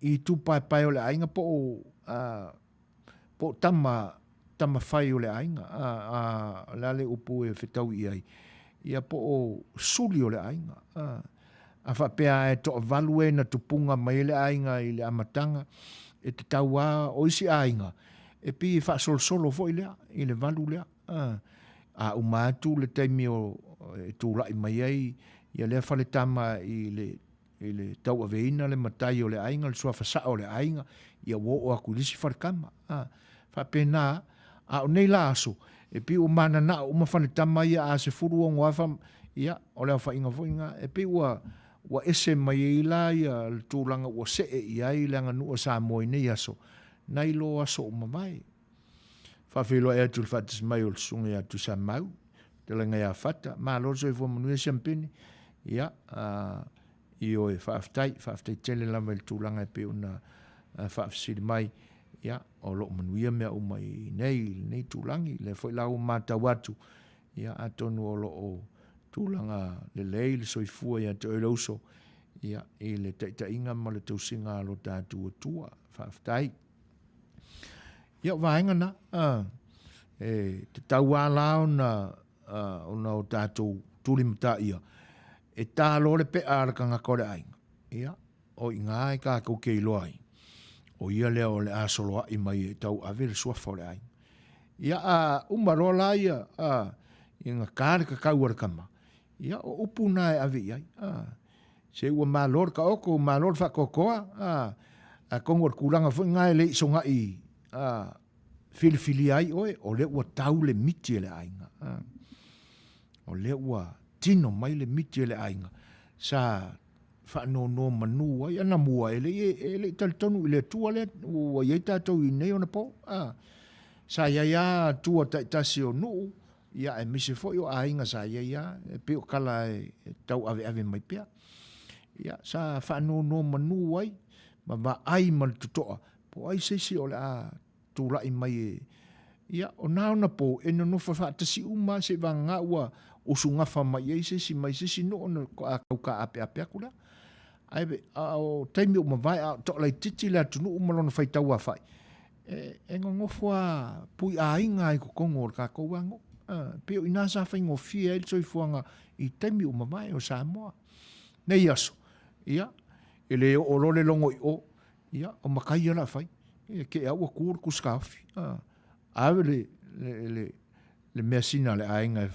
il fa msinonga i munu tūlanga na le ua iei fo ia taavalinga le lalolangi nei ona po i le lalolangi ai o Samoa le upule pe ona whaonga mai e tiuli o le malo fie e le tala o lo langolangoina o no pine wha mau o lo iai le upule o le ngō le tamba mai fiti malo fie o malo fie o le antali o le tāpea mai fiti suafa le tape o Talanoaina o ia lea na mawhai ai o na maua e tai māma tila whai ngā mea whai ngā luenga e tai le pea ia ona so sola role i Samoa ma le atali i leo Talanoaina o le ingoa atu funga le na le tamale o malo fie e wha pea la le wha matalanga i nisi a mau wa iloiloina e saa o le tala lea e le talitonuina malangolangoina o no pine wha mau o le urua i pea nga kai kongo Samoa, o le pea arkamale mai fiki e ngo ia malo fie. O na po fo ina o whamatala ina so fo le tala lea. Le whai ala la toi whamatala, ia o tele fiu whamatala le lei ale, tu pea e lau tau whaafonga mai. Ia na whapelea, o na po o mawai, to ape pese ase a inga i te tono le lanto whale, ia pea tau osi le langi o sisi o maliu. Whaafia fianga, e li fa nga ina tonu fale fa ini si vai pe aso nei me voila na ta uaima ia fa fianga sa mo fa ele malai poula de na ta ofia e missionary ia on opona ia e fa ali ele ula vale o kangaka e o ala i tulanga mantau tia o ula mane ia e oi o le mafu angale na a maka mai ele kaua fiafi e kai au inga o fai po ula ia ia o le suenga o nia vais suenga o taneis o ngai fai ale poula a finga a maka le poula ko se lau ai fa ai wi for le poula ia ua le koe a koe ko rua se furu aisa o la ua ai ngāra ko ngā vāo i la ufai poura ioi ma ua o le panga lea ia ngingi mo i oru ko ngā vāo ia fai eisi a la ua poulanga o la ua vaenga nan tau fiofi missionary e wha apea la e le ma fai ona pepese ia ni a inga sa mo i tutonu o la tau a fale ai ona o le talo sanga malo fie ona o le tu ma le anga fiti i tanga o la tau foi pea mana tua o fiti e pi sa fa tino na ta mai tai o le mafu anga fa nga le o mai o le ausanga le mana la ko pese le e nga o kenge kaka e le kaka li o tu langa lana ai unga ua ko fu ila lo fai sua e fo ya ua ngalo le me kaka lo kama ai ona o le anta mai foi o le tua na tu ia sua i le fio anga o ta fitoala le ngu o la kama le o la o niko ya o nganga a makainga nga fafaku mai ma a mai e fo e sua ia tisno o le ua fai ia ma manu le pea fa filo e tu fatasi mai o Luisa fa musile le ngata le to mai tai o hana Matou tia ma lo se fo Manuia ya fa ftai tele lava il fatasi mai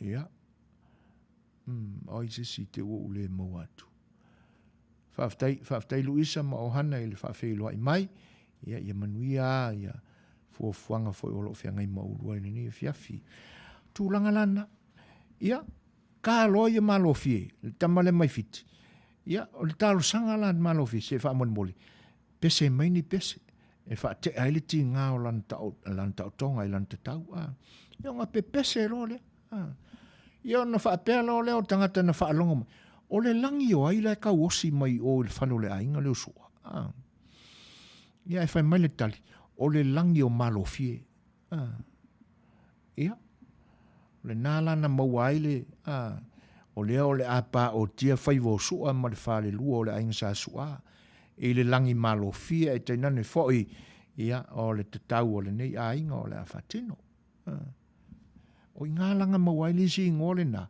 o le malofia ai peta iane ua o fa purusa la lau ale fai ngole ingoa ai fai mai le mau ale au tatu ale ainga tufunga e pau ana kai me fa nga ile upule o le teimi o lai pa o tia la tonga luenga o lai tale pea o fa nga no le upule o le malofi e peka yang ya songi e se vale volo se kama i ko i fafo se mo kwa mangi se le malofi ar kama ia ono suinga o il ta vilinga o le langi la to le sia tato peseletas ia al wa ko ka ko niusua fa ko nunca wa ko le wa ia usimal fa fo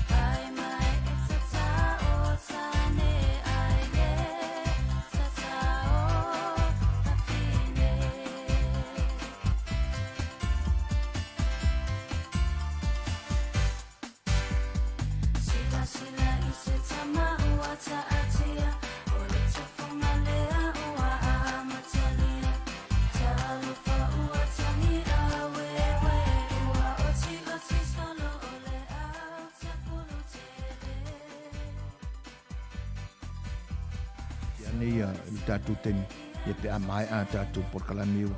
Ola so ai lola marpisena talo sangaina o hana matautia. Ia e momoli atu ai ona lo faanga tenani o fa manuianga. Ia i le alo le tamaita ia lo isa fa mausili o lo fa mana tuina lo na soifua i le so. Ia lo isa fa mausili. Ia tono e fa fongaina ia alo faanga fo in fa manuianga ia mai o hana. Ia e lenga te le o hana i le amataina o lo faanga fa manuianga. Ia ai ki e koe lo mamakau le si ufonga le tae fau fa manuia ati le atuai pea ia le asoifua o sia wano o si mare fafonga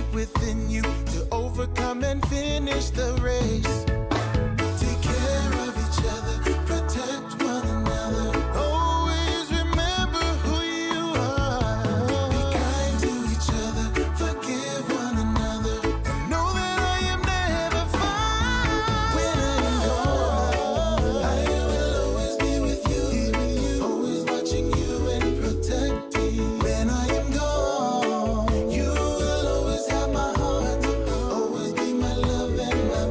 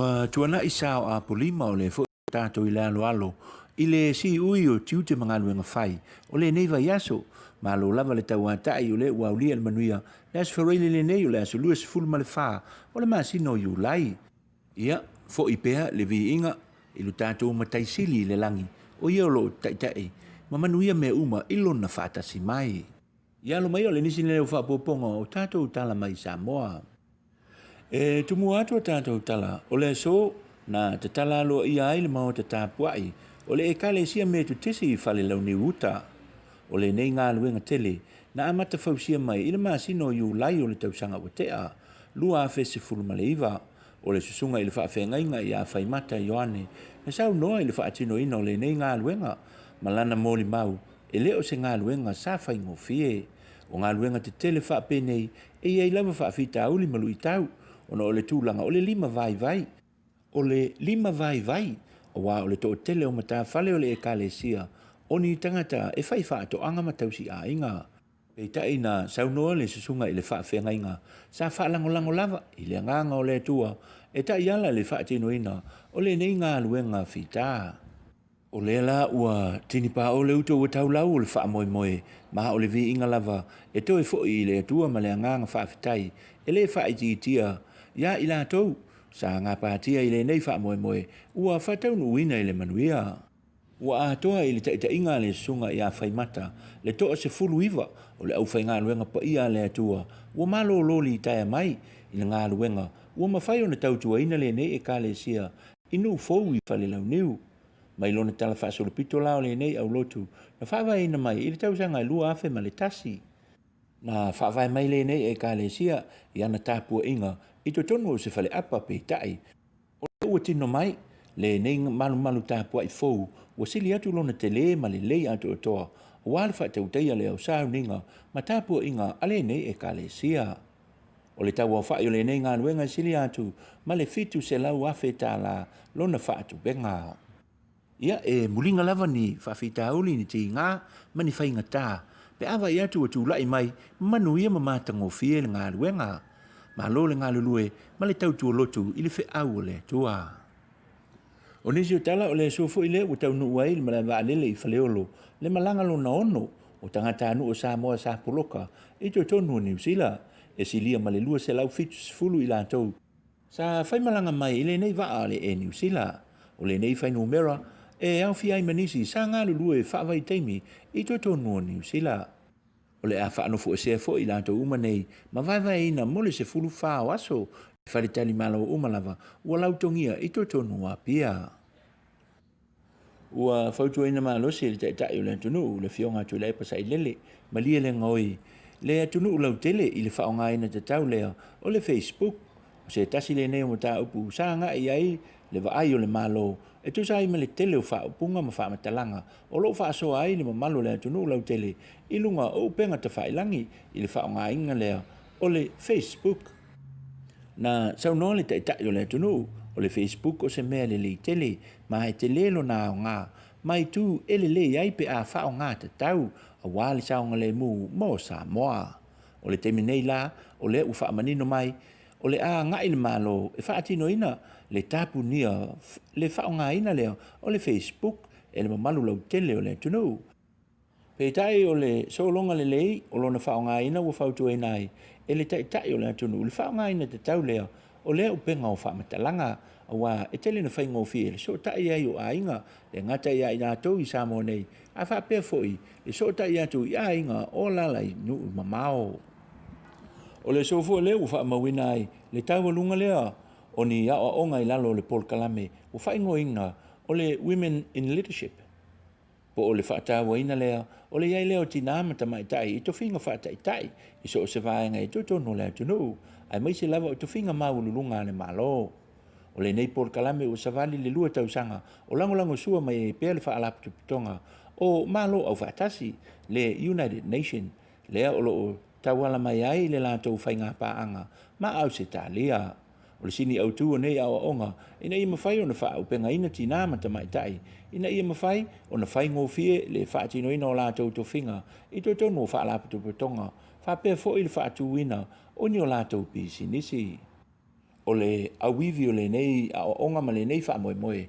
Ua whaatulinga mai i waenga po ni mata upu te tele se valu ma e te taulawa o na pasi uma e i lātou lo awai ia o onga.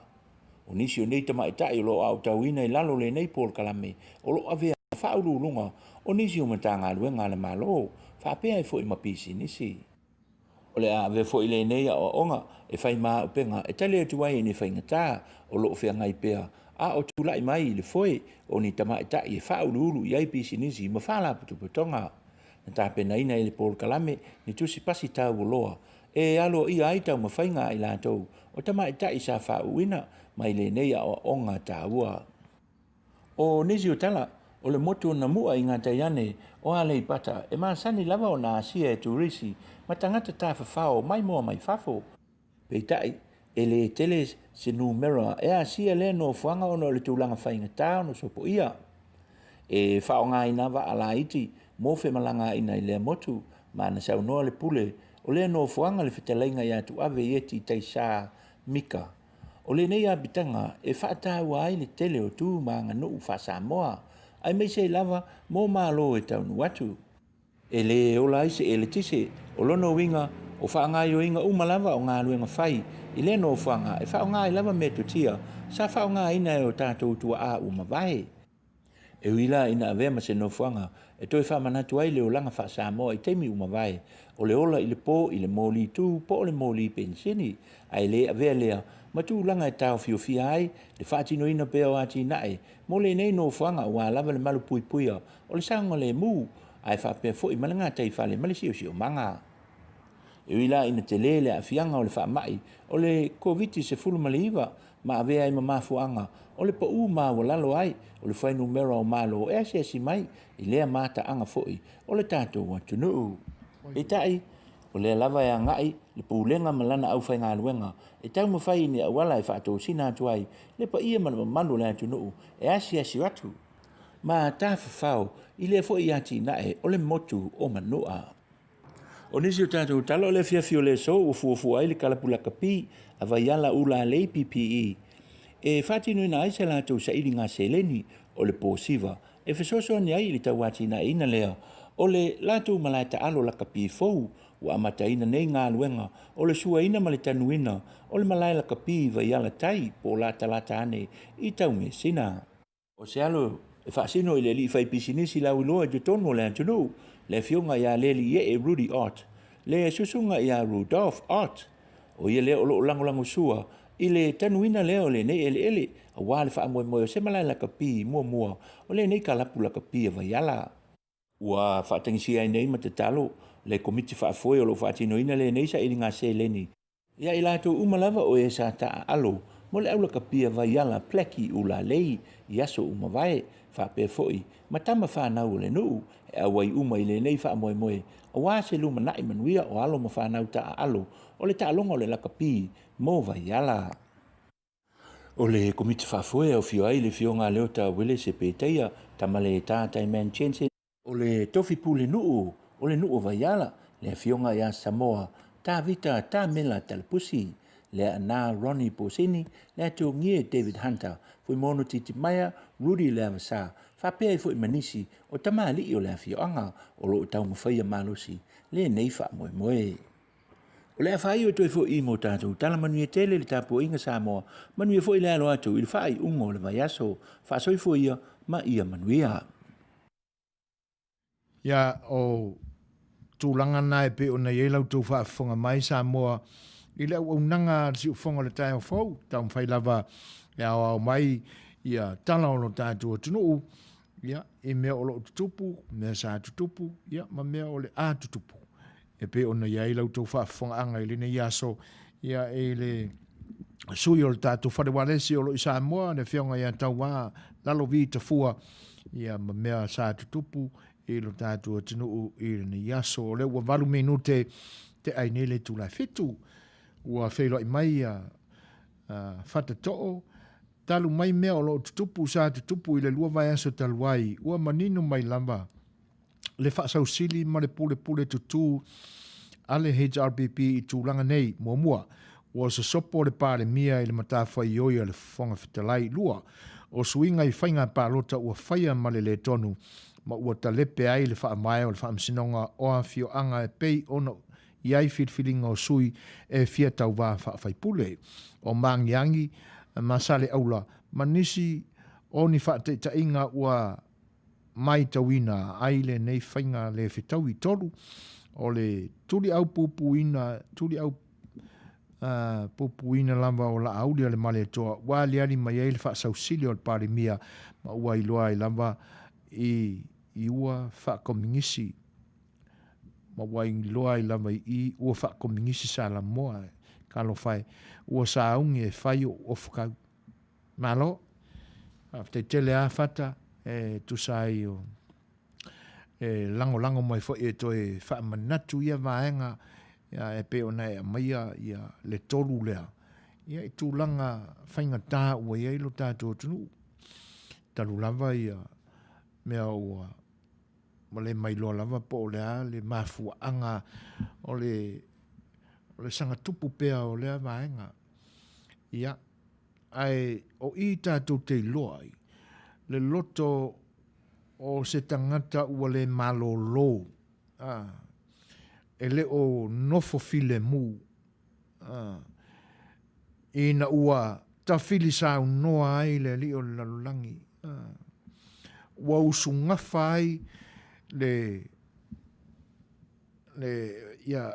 talia ina o le sua malie o whaau songa a le o lo lama mai I tātou e saia. A le lava papale ai la le tangata. Ia, o tūlanga la I e ali ali mai. Le la o ala I vaenga whapea. Ia, o le mawhai ona ia whaatoa marina ai ona langona. O le au malo loa ai le sailinga o ni au wala ina ia lafo ai le mamafa o avenga ma le ulu o le la au e wha mamafa inisi. Ia tau lava le mea o lo e eli fo ilo na loto. Ia ma wha maria ina ia na o si tangata e to tasi ua iai le loto whapea. A fia o ina I tātou I tūlanga whapea. Ia, ua o mana tua ai le salamo a tā vita e se lau ma le tasi. Whai upu e lua. Le nā la tātou te maua ai tūlanga o sa mo iai le tupo tā vita. Ina ia whapena ina lana tūla I mai o I o le tupu. E whape I se tupu te tau mo le nofari I lea. Ia e lua mea na mai e tā vita. O le whaau tauta. Ma le ata mai wha le tua. Ia whaau tauta I lana mio. Ia mamao mamama lana wa ai. Ia ma ia ofi e le lofa o le tua. Ia. E pe ia on tātou maua le tala le na. Ia e mese fo ia lausi la fia. E ese mai e ia le ta inga le foi tupu o le nu o le tua. A iai la se ta o se atunu u nei ona po e maua le a onga le nana a mai le tupu o tā vita. O le alan mea la malu e lue I matangi alingi vale o le soifuanga nei. E mese o wha o so songa. E tau la I el folong. O le mai loa tātou te wha noa o mai nei tūlanga e peon tue wha manatu mai e whata. Ma ua tau wawa ina o mai fo le ono sa I o nisi. Ia e tātou tuupe I le tua ma tātou wha noa manu. E mawane ngalo. O le tūla iwa I le teimi California. Ia. O le teimi na o le Talanoaina ma le pare mia. Ai wani no tia ni au to fasili.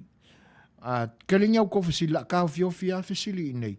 Ia, ai fatino mai leanga o I le fato a mau ai la le vano le atunu a mai ingi fasili. Leanga le au tato mai I loa le le maram la mai interview fa so mai Samoa. Ia ele mfaiana avatu eni langona mani manatu fai tele o le atunu. Ai whaftai tele a whata e tusai o tūlanga e peona e sau noa iai. Leo toi umis tātou teimi, tātou pesele a tasi. Ia, ona iai leo nisi fofuanga wānea fiafi.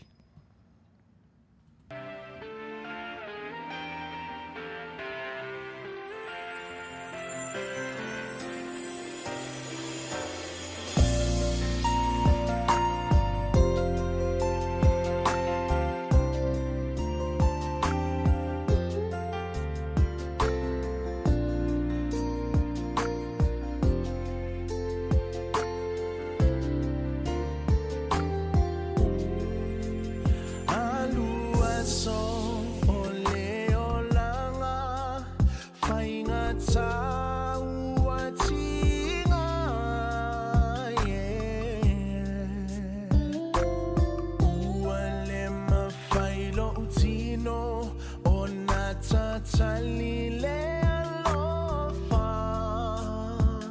Oh na na na, oh se tangi atula upele alofa maiua oh le lava. Yeah yeah. Oh lo une itino ua vai vai le manongi vo I o se mea e ai la upele I alofa mai.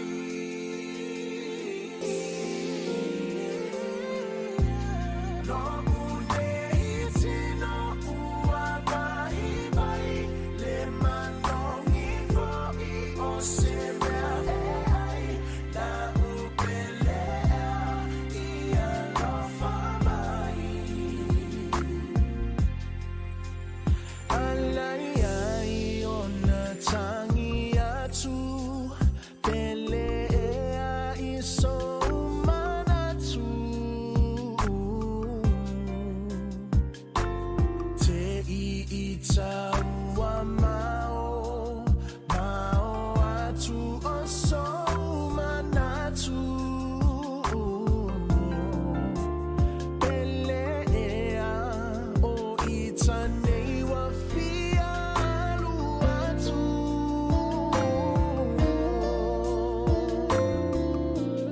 Lo une itino ua vai vai le manongi vo I o se mea e ai la upele I alofa mai.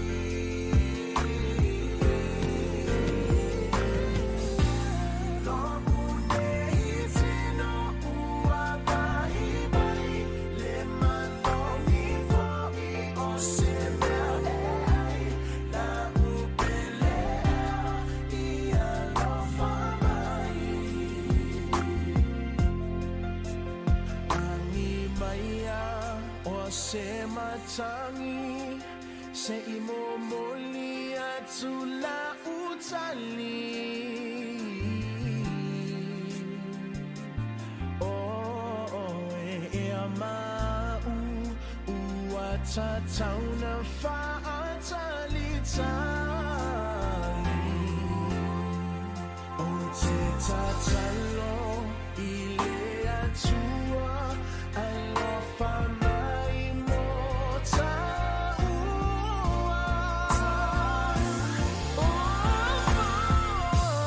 Lo une itino ua vai vai le manongi vo I o se mea e ai la upele I alofa mai.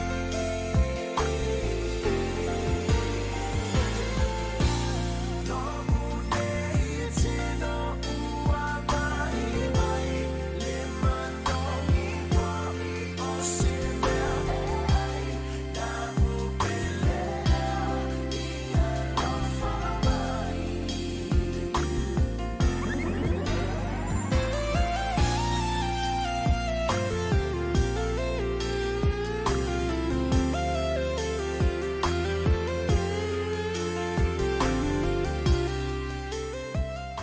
Sefulu mo le walu minu te te ainele Julai fitu.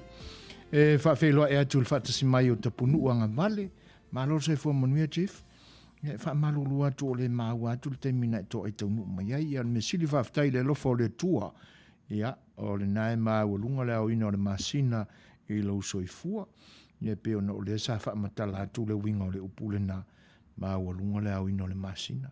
Ia whaftai tele lava I le whatasi mai. Ia ona ye le manatu o le a whaamutai I na tātou mawhitanga I le nei taimi ona o oli ma loma mai ia nisi fo'i vaenga e pe ona fofuaina I le nei fiafi e pe ona ia le taimi le nā o le a whailoa ia tua I Samoa I le whainga fo'i le taitai o le tātou malo whionga le pāle mia ia e pese I o le tūranga le nā ua mawe a mata ai le tātou Polokalame le nei aso ia maolela ua mai le tūlanga ua mai ai e pe o na amataina mai ilo na amatanga. A ele manatu o le tātou toi whailoa e se isi pe a whaitula, pe i tula fo'i, ia ona whaasolo atu fo'i lea o niso o le toi so onga o le tātou Polokalame le nei, ia ma le aunga o le wha moe moe le nei iaso, ia Talanoaina le tātou tai i Samoa. Ai pe ia ona whaalau i loa atu, ia whailawa te fia whaafonga i ai, ia ma fia whaali so whenangalo, e le tu ia lava loko meni mai, ia pe wala au mai fo le telefoni, ia i pa ia male mamalo le atunu o lo a fiumpapa au i California nei, a tēnane fo Amerika nei, e le telefoni o le tātou ofisa, ia 512 iwa o 25, ia po o le wala au mai i le messenger